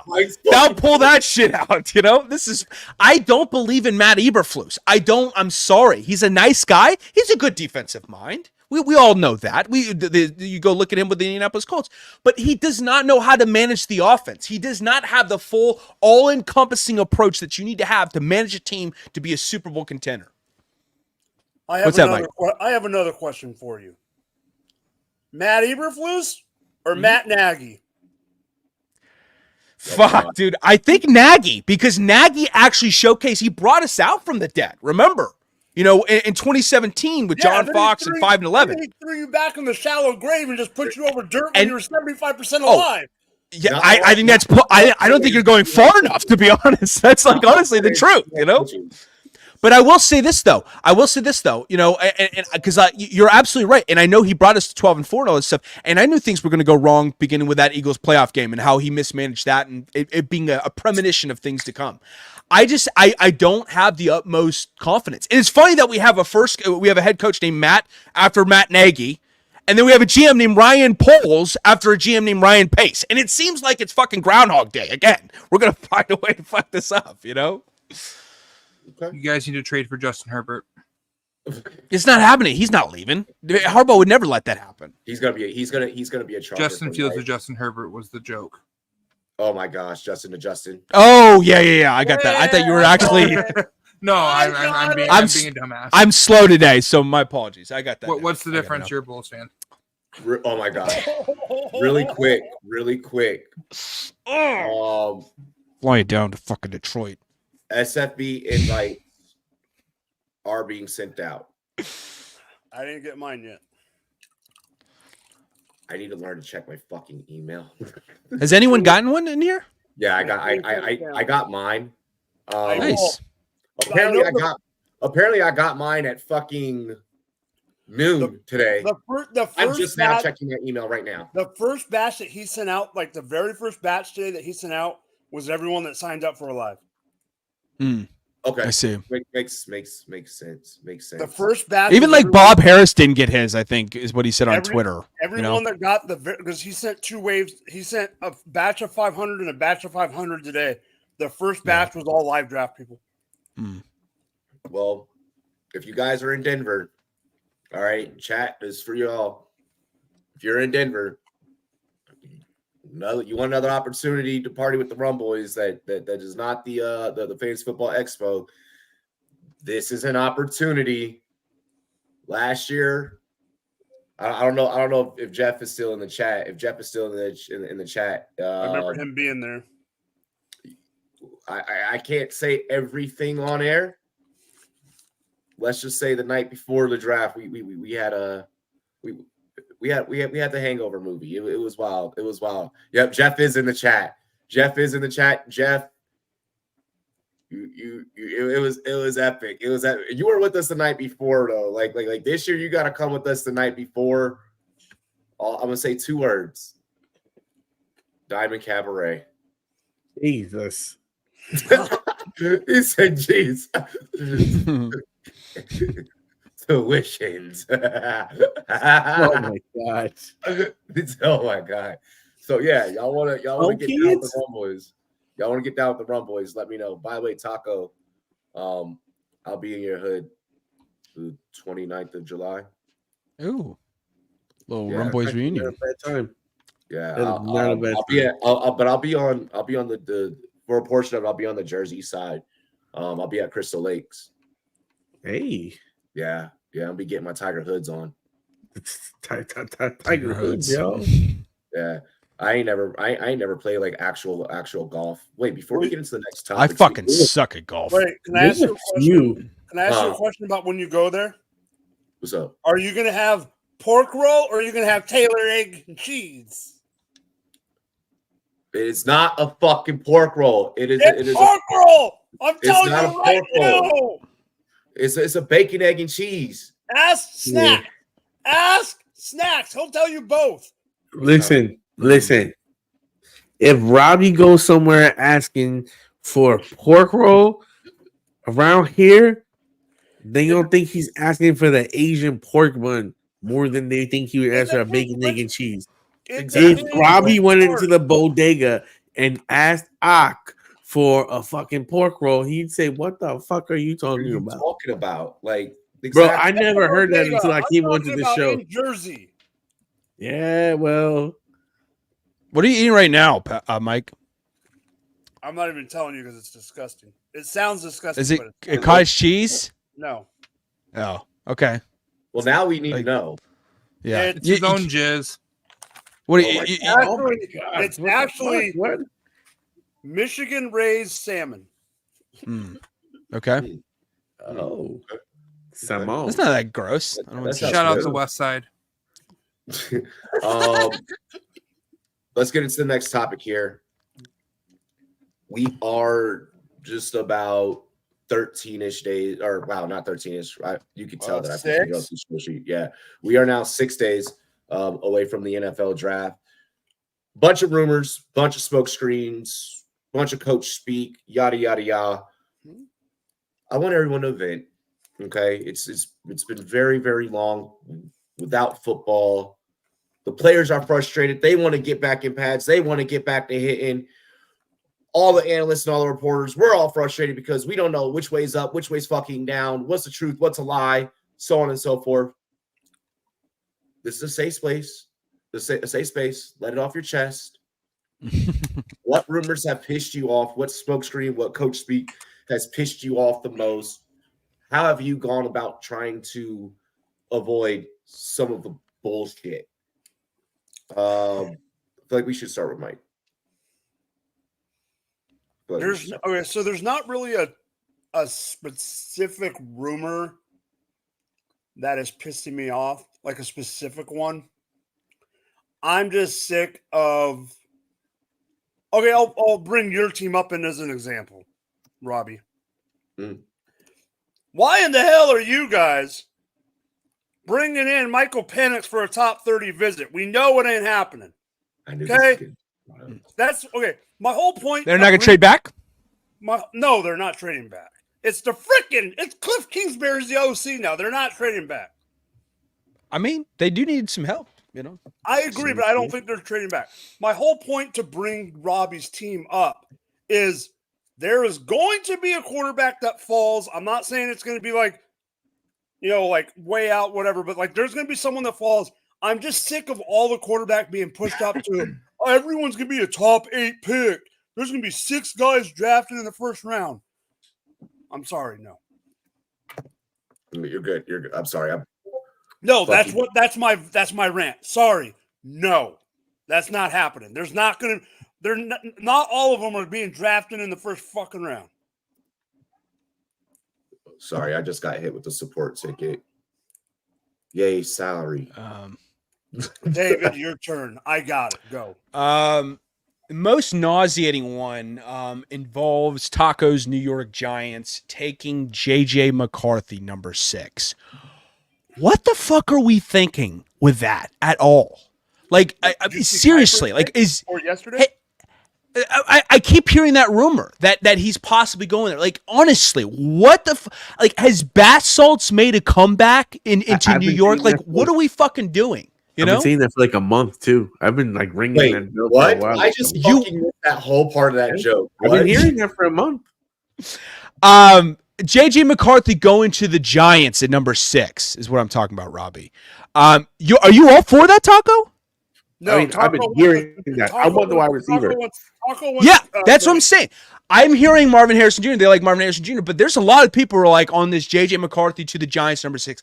I think that would be absolutely disastrous. And here's the thing. I'm not trying to diss. It's not so much about me like not being as high on JJ McCarthy as certain other guys because he's a number 6 quarterback on in my QB in this QB class, in my opinion. Okay? So I think he's talented. I think he's got some upside, but you guys are going to totally mismanage it with this staff and with this front office. Like you're going to find a way to fuck it up. I'm sorry, but the Giants, they're an absolute like apocalyptic organization right now. There's just nothing but ruins at MetLife right now. Well, like I'm just being. You don't hate too. McCarthy. You just have him number 6 out of the yeah. I think he's a high end second rounder. Yeah, I think he's still a talented guy and he could be a franchise guy. But to the Giants with that shithole offensive line, no wide receiving help, really. Here's what I think they're proven doing. At least. You have Penix and Nix ahead of him. Absolutely. Abso-fucking-lutely. Hell no. I have Knicks ahead. You want I'll take a 20-year-old quarterback all day, every day, who came out as a 5-star recruit, did nothing but win. Oh, yeah, okay, because they set their Pat, you realize they set the combine record for sending the most guys to the combine this year. Michigan did. That's how talented that team was. This is a historically talented team, okay? And he didn't play second halves in a lot of those games, so his numbers are also a little deflated. He didn't start right out of the gate, too, for one thing, and he didn't thrive in multiple programs like a Michael Penix did, for instance, who brought Indiana, of all fucking teams, to relevance in 2020. Are you saying you need to fail at somewhere else and have to leave and go somewhere else to be successful? He didn't fail at Indiana. What are you talking about? But you say you have to be not recruited highly enough to go to that top tier program. That's what you just said. He needed to go to. No, I didn't. No, I didn't say he needed to fail. That's not at all what I said. Don't put words in my mouth. That's not at all what I said. I'm saying that's a strong suit about Penix is showing that he can thrive in multiple systems. He showcased that to me. With McCarthy, it's been a constant system. It's been a constant system. You know, Dave, let me ask you a question. You just said that one of the knocks on McCarthy is that he didn't play right away. Yeah. Neither did Caleb Williams. Oh no, Caleb Williams. Well, Caleb Williams should have been starting. He ended up getting. No, wait. I'm sorry. He was Rattler deserved. To no, yeah.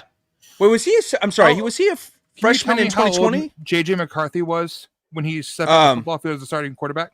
Rattler. I don't care about age. I really don't care because if you're 24 or if you're 20, it doesn't really matter all that much considering how much longevity. You're proud of a 24, 25-year-old beating up on 20-year-olds.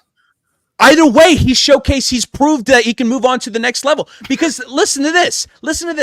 Quarterbacks have the utmost longevity more so than they ever have in years past, okay? Yeah, guys are playing into their 40s now and still putting up elite numbers. I don't care if he's 24, if he's 20. I want the elite guy that I know I can trust more than the other guy. 24-year-old who beat up on 20-year-olds. That's fine. It doesn't matter. He played better than him. He played better than Penix. He graded higher than J.J. McCarthy this year, too. He graded higher. Older than someone matter at that level. No, you're an adult when you're an adult. You're 20. You're supposed to physically mature at age 20, biologically speaking. Yes, you are.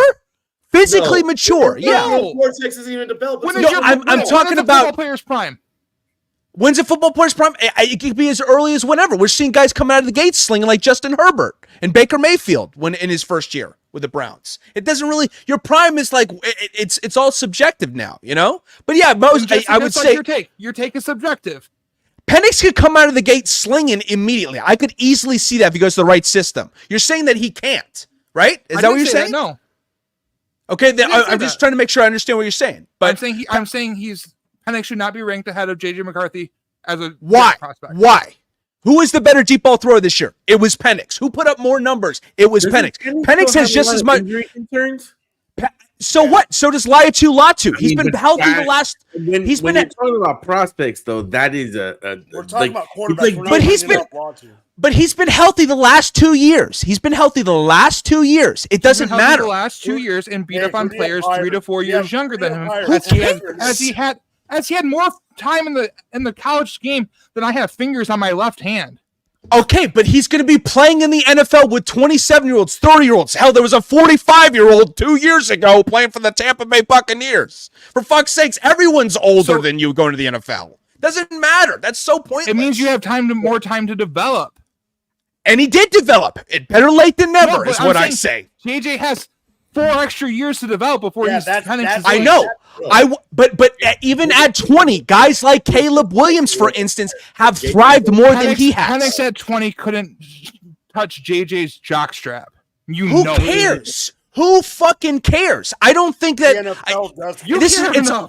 I'm saying that he has not proven enough to me in college thus far, despite playing for a national championship team with 2 top-end backs in Blake Corum and Donovan Edwards, to where that this is like top 10 caliber play right here. This is not top 10 caliber play. I like JJ McCarthy. I know they don't. Well, I disagree. You can disagree with all the executives in the NFL. And not all the executives. Some guys actually have Michael Penix number 2. There's an NFL coach. There's a couple NFL coaches out there who have Michael Penix as their number 2 guy. That is definitely true. And they won't put their name on that. No one puts their name on anything. They won't put their name on it because they know it's trash.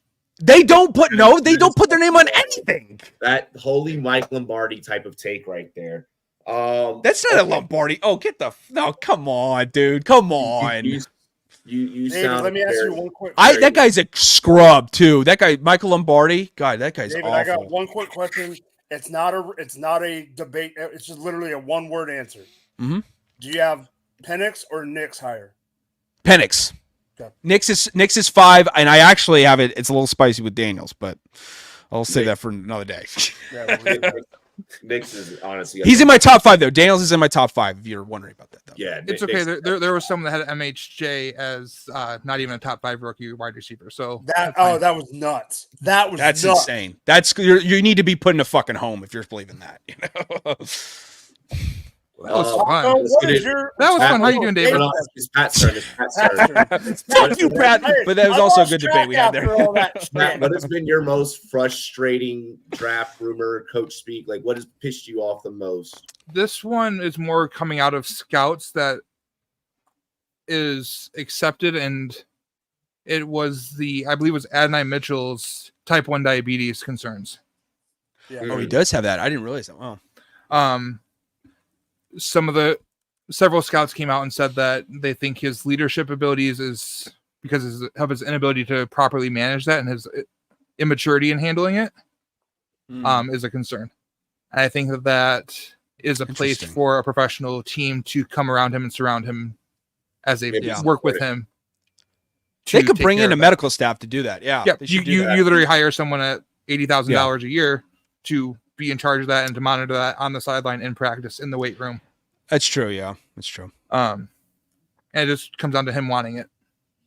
So I feel like it was a really baseless push against him that came out in the last 2 days. Yeah. So AD is interesting, right? Because one, there's like you said with the diabetes, but then like the questions of his work ethic and and him going to Texas so that he's able to be closer to family and how is he going to deal with if he gets selected somewhere where he's not going to be able to be close with family, yada yada yada. The AD Mitchell is very interesting because it's either you're super high on him, it's either you're on his side, it's either you're with him or you're against him. There's no fucking in between with that. I noticed when it comes to AD Mitchell, where it's like you look at a guy like Troy Franklin, where it's like everyone, the public seems to be like for the most part like, oh well, like could be something, kind of not really sure. Yeah, with AD Mitchell, it is so split. It is so split. And it sounds like, Pat, you're more so leaning towards the supportive side. It sounds like you're more of a supporter. I'm not incredibly high on him. I think he should be one of the top 5 wide receivers drafted, and closer to 5 than he is 4. But I think that's an unfair knock on him in the drafting process. Yeah. Okay. Okay. AD's Olave smooth for me, and I love it. Also in playoffs, Texas switched, and AD was their guy. Yeah, Jake Cutler had type 1 diabetes, by the way, too. And he played, does as well. So does Mark, yeah. Oh, yeah, Mark Andrews does. That's right. He says he gets his fingers pricked almost 200 times in a game. That's very correct, yeah. Okay. Taco. Okay. Yep, Taco. I mean, I don't know if it like pisses me off or has me more on pins and needles, but it's this again, what happens to the Giants situation, the JJ McCarthy hype. I almost think it's smokescreen because there's every quarterback being linked to the Giants, and I think they did the calculus the way things were setting up. It's going to be the 3 quarterbacks. It was going to be the Cardinals taking Marvin Harrison. It's going to be Neighbors going at Chargers, and then you're stuck with either JJ or Adunzie or whatever the wide receiver 3. I think that this has been a lot of smokescreen from the Giants in order to somehow get one of those 2 receivers, because I think there is, from my estimation of the tea leaves, a difference between Neighbors and Marvin Harrison and everyone else. These 2 guys are seen as like truly elite generational type wide receivers. So I think this is a lot of smokescreen from the Giants about them taking him to force a team like the Broncos or like the Vikings to trade up to leave one of them for the Giants. That's what in my heart I kind of feel like is happening. The way this thing is, like this is the GM of the Giants playing his card, saying I have 2-7. How the fuck am I gonna hit right now? And he's trying to bluff his way into getting one of these wide receivers because you got Locke, you got DeVito, you have a better QB class next year. You have a lot of fucking wasted money this year. I think you're in a situation where you paid all the big money to Burns in the first year of the contract with it declining in value coming off of this. This is the kind of the year where it's like, fuck, you take the dead money, you finish off with Daniel Jones, you move into a new year next year with the new quarterback, and you have a beautiful top flight wide receiver for that quarterback to actually use instead of giving him no weapon. Taco, what do you think about the Giants selecting a QB at all in this draft? Do you want them to pursue that, or do you want to shelve that for next year? Listen, shelve that shit. I would love to shelve it, but I feel like if Okay. those top 2 receivers are gone, I do feel, and they don't trade back, I do feel like they take McCarthy. I feel like McCarthy doesn't make it past them at that point.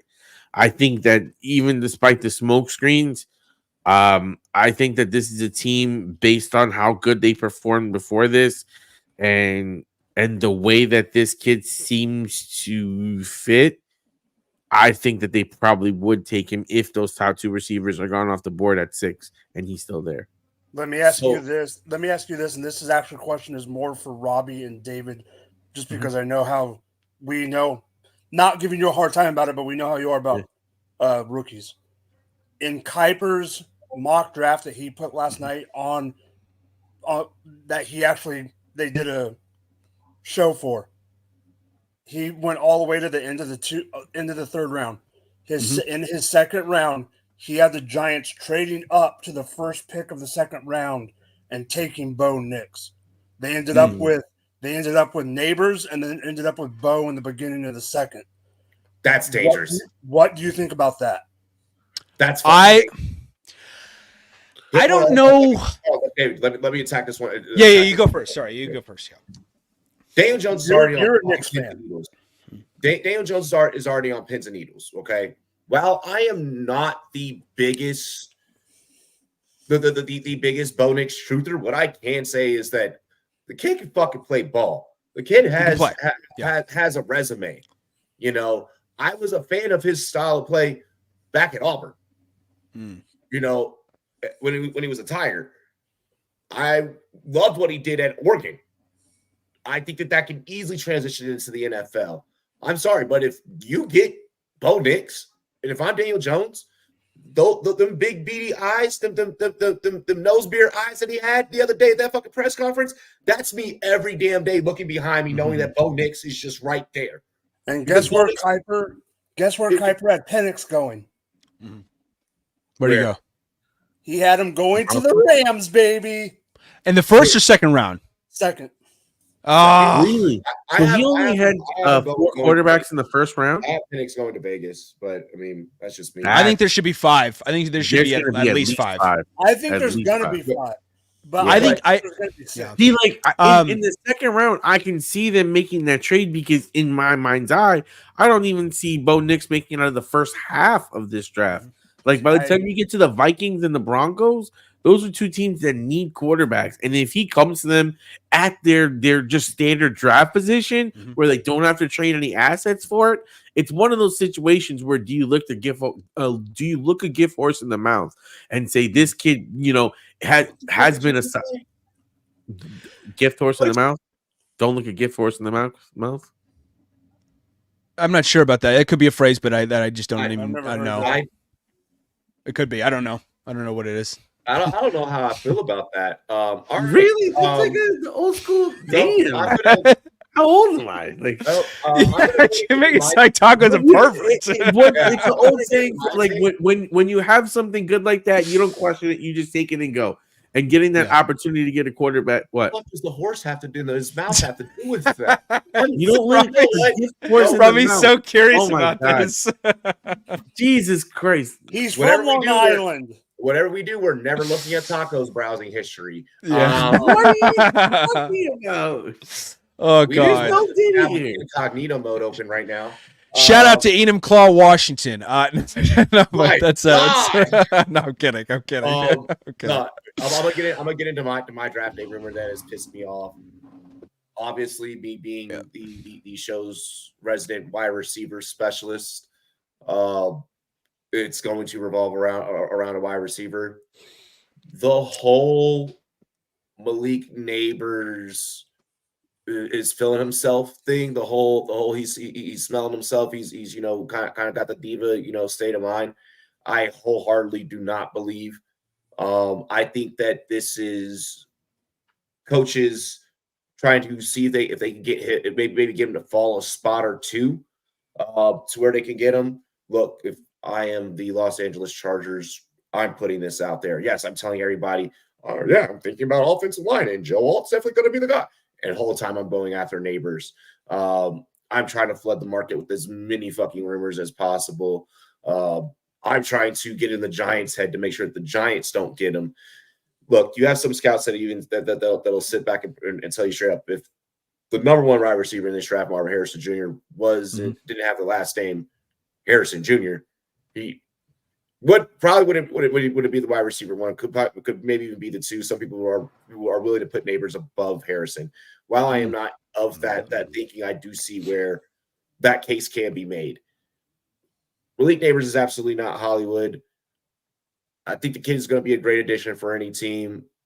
This is me 6 days before the draft, trying to make sure that his draft stock is secure and trying to kill that narrative.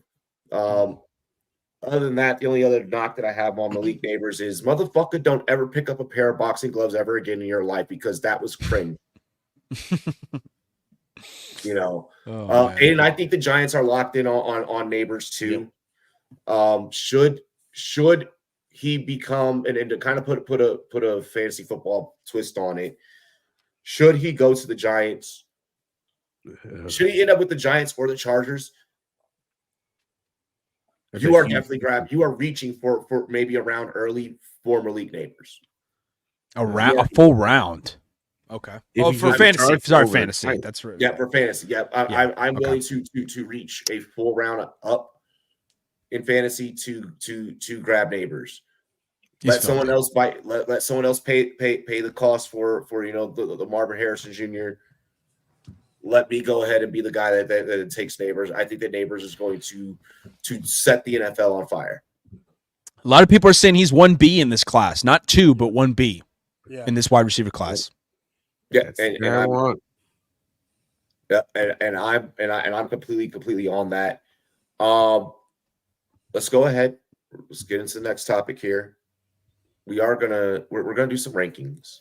All right, we're gonna get you guys' rankings. This is probably gonna suck for one panel member on here because he doesn't really know fucking rookies or watch film. Don't talk about me like that. Shots. He knows rookies. He knows the top 5. I know some. Give me. Stop talking about me like this. I'm not talking about you, egghead.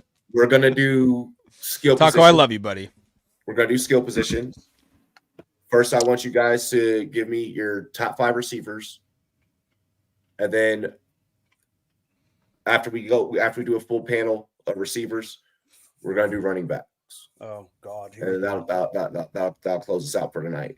All right, my top 5 are easy. Mike, rank your top 5 receivers. Go. Top 5 receivers as of right now are obviously MHJ, Neighbors, Odunze.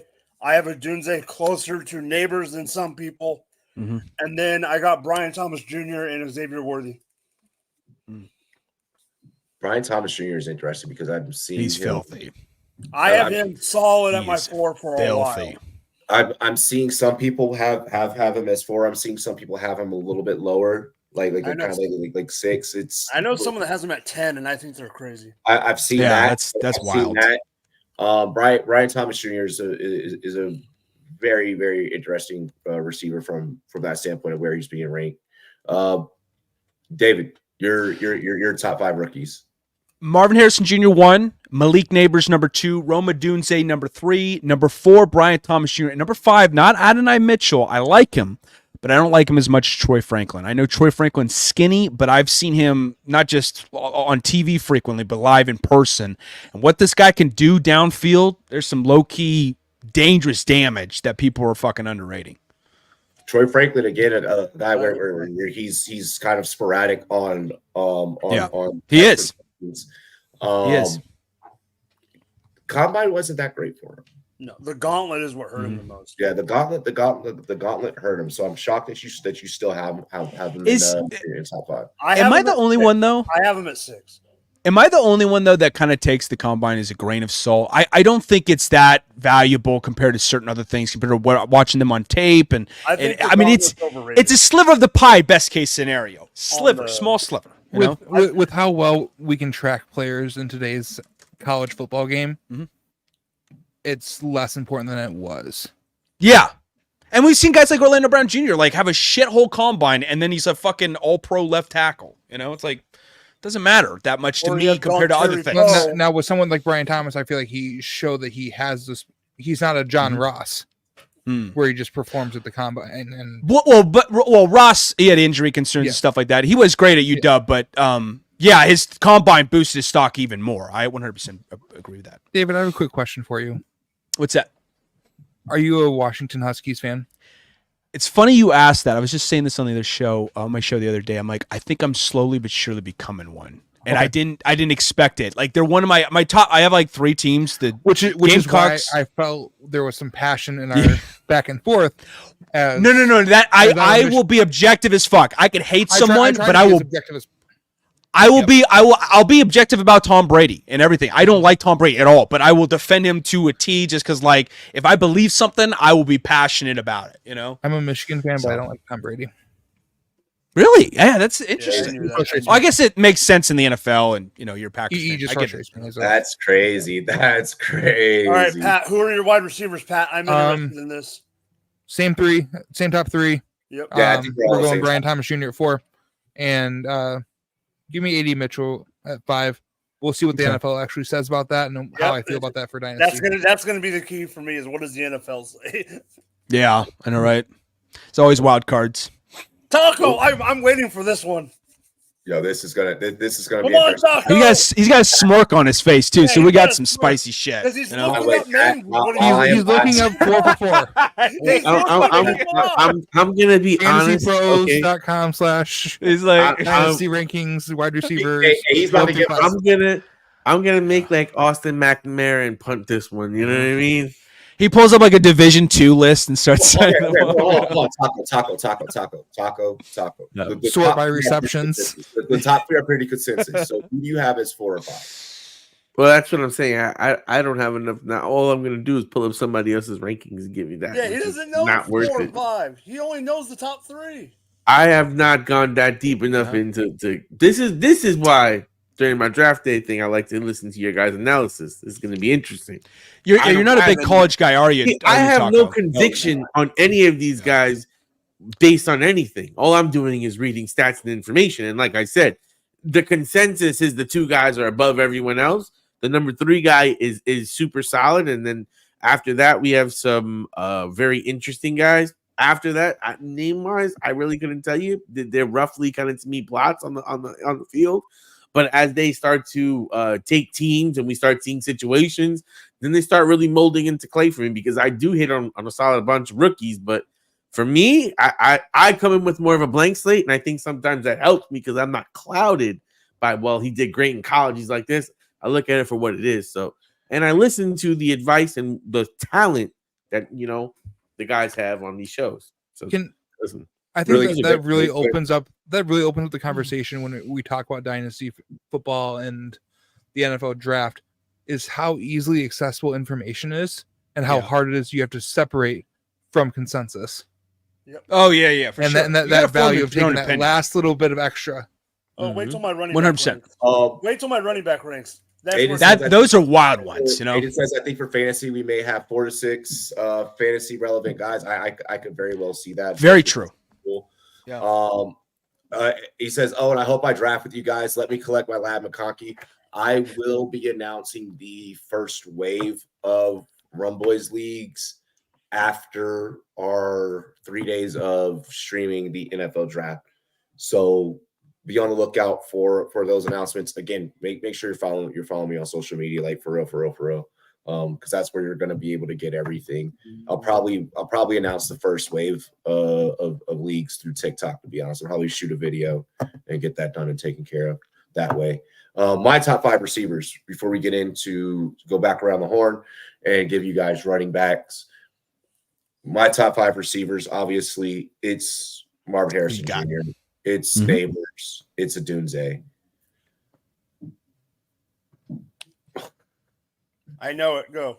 Mine are drastically different, but I look for different things in receivers. Number 4 is Xavier Legette for me. Wow. And I do love Leggett. I knew he was going to be. I thought he was going to be his number 5. Damn. Number I don't 4. hate that too much. I disagree, but I get where you're coming from. I get He's in my top 10. Yeah. He's definitely. Yeah, for most, he's in a lot of people's top 10. I like that build, that receiver build reminds me very much of like a baby DK, like a baby Julio. And I think that is going to be super useful for a NFL offense that is going to be fortunate. I think that it's going to pay off dividends when we talk about fantasy football. So I'm very, very high on Leggett. I am willing to die on the Xavier Leggett hill. At 5, 5 is tough. 5 is tough because I can't go Brian Thomas there. I can't go Troy Franklin. Let me just see one thing before I fucking let me go back to my list. Let me go back to I thought you were going another guy. From what we've talked about before, I thought you were going a guy that you did not mention. There's tons and tons that I am highly interested in. At 5 though, I am gonna go Troy Franklin. Okay, I thought you were going the other L. Like it? Lad? Other L? I thought you were going No, I have Lad. I have Lad a little more down. Okay. Lad, don't get me wrong, Lad McConkey can do everything. He gives me very much not trying to make it but he does give me Cooper Cup vibes. Not trying to make it. Oh yeah, I got you there. And it ain't because he's pasty like because he's white. I have Lad. I have Lad at 7. 6 is Brian Thomas Jr. One that is an honorable mention that I feel like is starting to get more buzz. That I think that you guys will be able to get super equitable in fantasy football drafts is Javon Baker. You need to be looking at Javon Baker. Yeah, he's you know my sleeper guy. You know my guy. Which one? Who? Give me Malik Washington and that's all day long. Yeah, he's filthy. Give me Malik Virginia Washington all day long. Oh, filthy. Yes. Filthy. Oh, yeah. I'm still watching more film before I go to fucking bed tonight. That's definitely you should have never did that. God damn, you should have never did that, Mike. My God, I gotta watch this shit too. I've been watching Troy Franklin tape for the last week because I'm writing an article about him as we speak. He's very fun. The thing with guys like Malik Washington and Javon Baker is like you could go back and you can it never gets old. Like you can go back, you can rewatch like over and over and over, and you're always going to find something new, something different, something interesting with those guys. Well, and I love these guys that kind of thrive in these, like lesser thought of programs, because like, I mean, the guys that come out of Oregon and Ohio State and Alabama, of course, they're expected to succeed. They play for these 5-star programs. They have a lot of help. Yeah. But these other guys that come out of the woodworks, like a Malik Washington from Virginia, it's cool to see that shit, I always like that. Corley, hey, go watch Steve Smith's Malachi Corley breakdown. You're gonna be in love with it. Very, very articulated, very well put together. I highly suggest that piece over on Steve Smith's YouTube. Let's get into running backs. This is a very, very interesting conversation because it can literally be everywhere. It can be anywhere and everywhere. I know for a fact here we're all going to be different. Mike, take it away. Yeah. No, Pat goes first. Oh wait. Oh yeah, Pat. Because Taco don't know shit. I'm kidding. I go first? Yes. Yeah. All right. My running back one. Let me use that Google machine. No, I don't need it. I don't need that Google machine. Give me Braylon Allen out of Wisconsin. Okay. I like what he brings. At running back 2, give me whoever is the wide receiver 8 off the board. Running back 3, give me wide receiver 10. At running back 4, wide receiver 11, and at running back 5, Blake Corum. Yeah, Blake Corum. My God. Yes, I got him to do it. My God. Like, why not? I'll just shout out. You're a Michigan fan. Blake Corum. I don't think Blake Corum's going to be great in the NFL. No, neither do I, and I have him We'll on see. a Debbie team. Okay, I have him on a Debbie team, so I have. He's definitely a project, no doubt about that. You know, I think he's got a lot of skill. skill. He's got a great vision, but we'll see what actually happens Too small. at the next level. So Taco, He's who's small. your top 5? Do you have more than Pat? Probably not. Okay, that was an honest question because Pat gave us 1. Yeah. Well, 2. no, He gave us 2. there Braylon are and, several Corum. good I running know. backs. I know. Where I you're just don't know how to rank them, and I have chosen not to. Mhm. And I'm waiting for more information and for It's- others to do that job for me because I'm not good at evaluating running backs. I know my own limitations. going. No, I got you. I know. You know I'm giving you shit. Oh, I know. But I just want to explain that to other people that it's okay to say, I don't know. Yeah. And there are people smarter than me who do. And you see when I do that when I do that. Yeah. Let's I can get still roast Taco for doing the same thing. let's get David Ginger. State here. Yeah. So for me, I'll start with number 5. Number 5 is Blake Corum. I'm not as high on him as other guys are because he did suffer a lower leg injury in 2022 that felt like diminished his level of explosivity in 2023. So I liked him last year. I just didn't love him as much, you know? Are you sure he's not RB6 for you? No, he's RB. Well, I guess actually there's a tie for number 2. So he actually technically is RB6, actually. Right. Come to think of it. Yep. I knew it. My God. I like Michigan. I have nothing against Michigan, okay? So you Um, have for him. But I know what you're doing. you Corm at bastard. 6. Number 4, Bucky Irving. I've got him. I think he's incredibly versatile, receiving back. He's a stud. I'm sorry. Number 4 is Audric Estime. Audric Estime out of Notre Dame. Absolute bruiser of a back. He's my favorite bruiser of a back more than Braylon Allen, but Braylon Allen and him are really close. My RB6 or the guy who's not out of the top 5 or whatever behind Corum is Braylon Allen, so I do think highly of him. That's number 3 is Bucky Irving, great receiving back, physical for his size, not the next level explosivity compared to other guys, but I do dig him. Number 2, I have a tie with Trey Benson out of Florida State. Unbelievable explosion. And Jalen fucking Wright. When I say there is not a harder runner in this entire running back class, there is not a harder runner than this motherfucker from Tennessee. He's unbelievable. Okay, this guy plays above his size and then some because he's not a big guy, you know.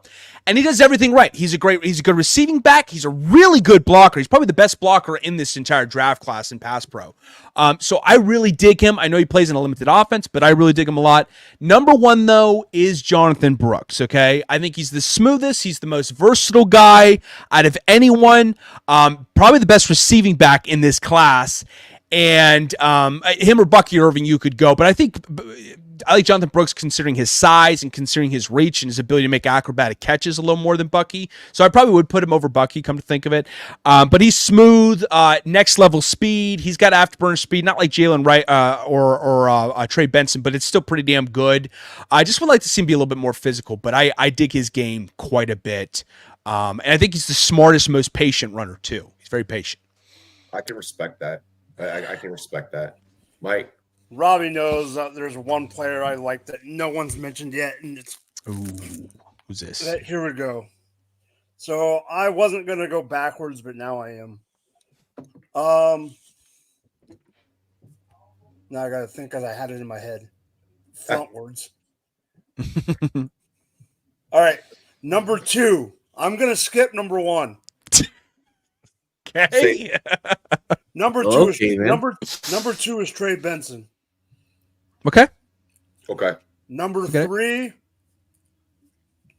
I got Jonathan Brooks. Wow. Number 4, I got Jalen Wright. Number 5, I got a tie with St. Pat's number 1 and Braylon Allen. Okay. And Bucky Irving.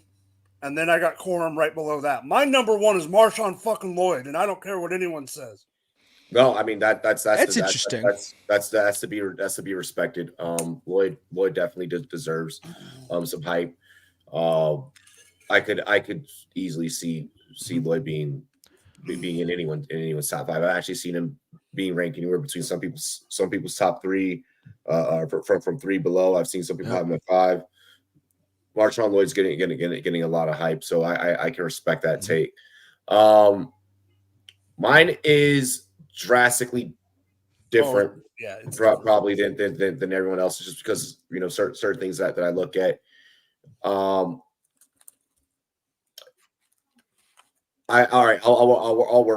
work from 5 on. 5 was tricky because I was going to go with Braylon Allen. Braylon Allen has been a phenom since high school. But I'm not going to have him at 5. My worry with Braylon Allen is that I feel like he's more of a weight room warrior. He might be more of a weight room warrior. He needs to grow into his full adult strength. The kid is only like 20. He can't even fucking legally drink yet. You know what I mean? Was it the greatest when having to run against loaded boxes? But then again, was only faced loaded boxes about 45% of the time. I want to see more with Braylon Allen, so he won't make 5. For me, 5 is going to be Marshawn Lloyd. Face loaded boxes about 30% of the time, but averaged about 5.5 yards per carry throughout that, and is amazing in space once he gets up to that second level. So I enjoy Marshawn Lloyd at 5. At 4 is going to be Blake Corum. If it weren't for the injury, he could probably even be a little bit higher. The dude is a patient runner, stays low to the ground, and you against Blake Corum, you have to stack it up against him. You have to stack the box against him. He's physical for his size. Yeah, he's very physical. He's very fucking nasty. I appreciate Blake Corum's running style. At 3 is Benson. Like I said, he's just fluctuating around so many different people's rankings. Benson's a dog. Anytime that you get a running back coming from Florida, them boys running them up down there. So you can always trust Florida running backs. Number 2 is Jonathan Brooks, who I think is probably going to be a eventual Dallas Cowboys. I could even see him being the first running back off the board. That'd be a good fit.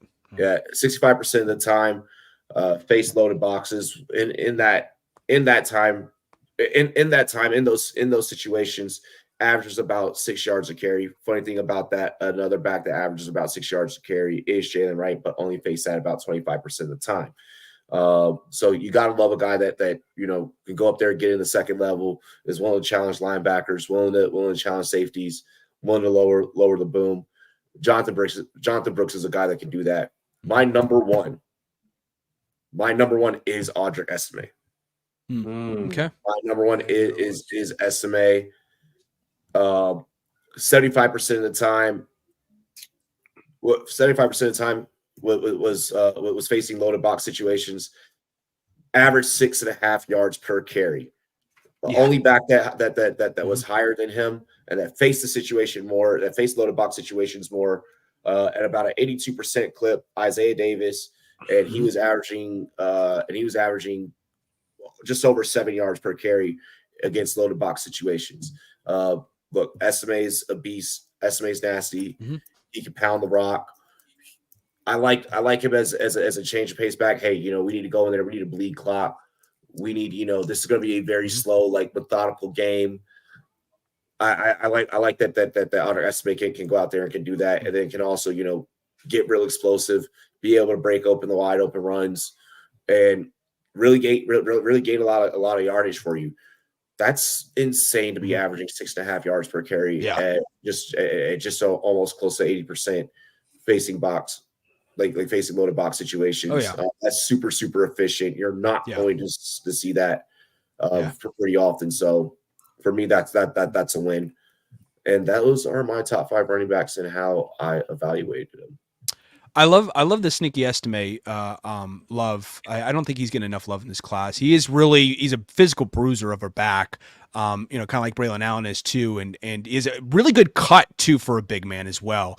He doesn't have afterburn speed, but I do wonder, what do you think about his receiving capability? Do you think he has some do you think he could be a viable receiving option in the NFL? I see him more so as a create his own space type of guy.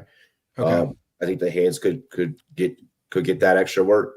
But if an offensive coordinator, wherever Estime's landing spot is, if an offensive coordinator wants kind of run a more traditional in between the tackles type of style, you're going to get your money's worth out of them.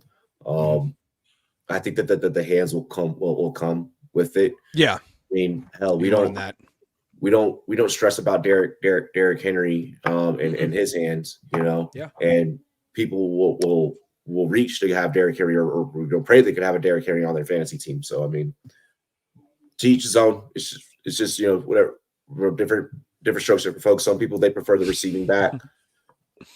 Hey, I dig it. That they can get in between the tackles and really lower the shoulder and really lower the boom. Anybody have anything else that they want to throw out there? Anyone have anything coming up? Announcements, whatever. Now's the time. Oh, I think I'm all good. that Max Holloway Just happy fight to be was back. that shit was fucking nuts. UFC 300 was lit. I call that on the Discord. It was fucking fire. It was so much fun. It was so much fun. Yeah. Pat, you got anything? I'm just living life as a social worker, dude. God bless. I'm a man. parent. He's doing God's work out there. Hey, the best hood is fatherhood. David, anything? Nothing. Yeah, well, I'm going to be coming out with a couple on my channel on TBQ Sports. We'll be coming out with a couple more. We still have a couple more previews to go for. I got to do linebackers and DBs. I got to do showcase my rankings, and then we're going to do wide receivers and tight ends to close it out before the draft. We have our draft day stream, but I know you guys do your thing, and I'm going to try to come on to you guys' show for draft day 3 because I think draft day 2 I've got work or something. So Yeah, bro. yeah. You're more than welcome. Thanks. If you need me to pop over on your stream, night one for a little bit, I can do that. Oh yeah, absolutely. Yeah. I'll definitely message you, reach out. I'll pop. I didn't know if you were busy with this. That's why I didn't know. No, we have a mic. We have a mic. Mike's experienced enough to where he can. Shit's not going to burn down if I have to fucking go over to another show for 10 minutes. It's Okay. fine. Yeah. Good to know. Robbie, Also, I'll keep Mike in line. Yeah, as long as I'm here for You the keep me in line, Pat. Yeah. That ain't freaking happening. Yeah. You can't even keep your 2 kids in line. Ooh, Oh shit! Gosh. I'll stick my daughter at you. Yeah, She'll bite you. She'll beat the shit out of you. Yo, kids. yeah. Bite. You might want to sleep with one eye open tonight, You better Mike. give her a tablet and some Cheetos. I'll give her all the candy and all the sugar, and then hand it right back to you. 10 Joke's minutes on you. later. She don't like candy. Good old Uncle Mike. He's like, Definitely not your kid. Is that a Mike, bad joke? you're you have anything that you want to close out with? No, I'm here. You know where to find me, and other than that, I am having a blast. I've had a rough last week, so I am having a blast bullshitting. Mike, send me some yeah. trade offers. I was actually looking at your team right now. My gosh. You better, bitch. Final words for me. Next week we are live for NFL draft. We'll be live all 3 days. There will not be a Rumboyz After Dark because your fucking After Dark is going to be us talking about the NFL draft. So it wouldn't make sense to do a Rumboyz After Dark. So no Rumboyz After Dark next week. Tomorrow morning I will be live. Tomorrow, pretty much most of the day, a good portion of the day. Tomorrow afternoon I will be live covering the NBA Finals over on the Underdog Discord. Make sure that you guys hop on over to the Underdog Discord, join the Underdog Discord as well, join the Rumcord as well. We're going to probably start, doing some crossover events between the two Discord servers. And then also crossover with our YouTube channel and the Discord and so on and so forth. So be on the lookout for that. Download Underdog, buy a GLD chain, get your tickets for the Fantasy Football Expo. SFB invites are starting to go out, so be on the lookout for your invite. Don't be like me and not check your email till fucking late at night. And yeah, that's all that I have. Cheers to me. Cheers to you. All the Rum boys and girls, what to do. Dilly dilly. We love and appreciate you. Dilly dilly, y'all. Oh, damn. How many Exit. picks Stage And the left. stream. How many picks do you Did you just have, leave? Pat? He wanted me to show off why We're he still has the going. mic. We're And the still on stream. I don't know how Oh. the fuck that happened. Like I clicked. I thought Mike just kicked him out. I was like, I don't have access. No, yeah. But we out of here. Peace, y'all. Peace out. Holy shit.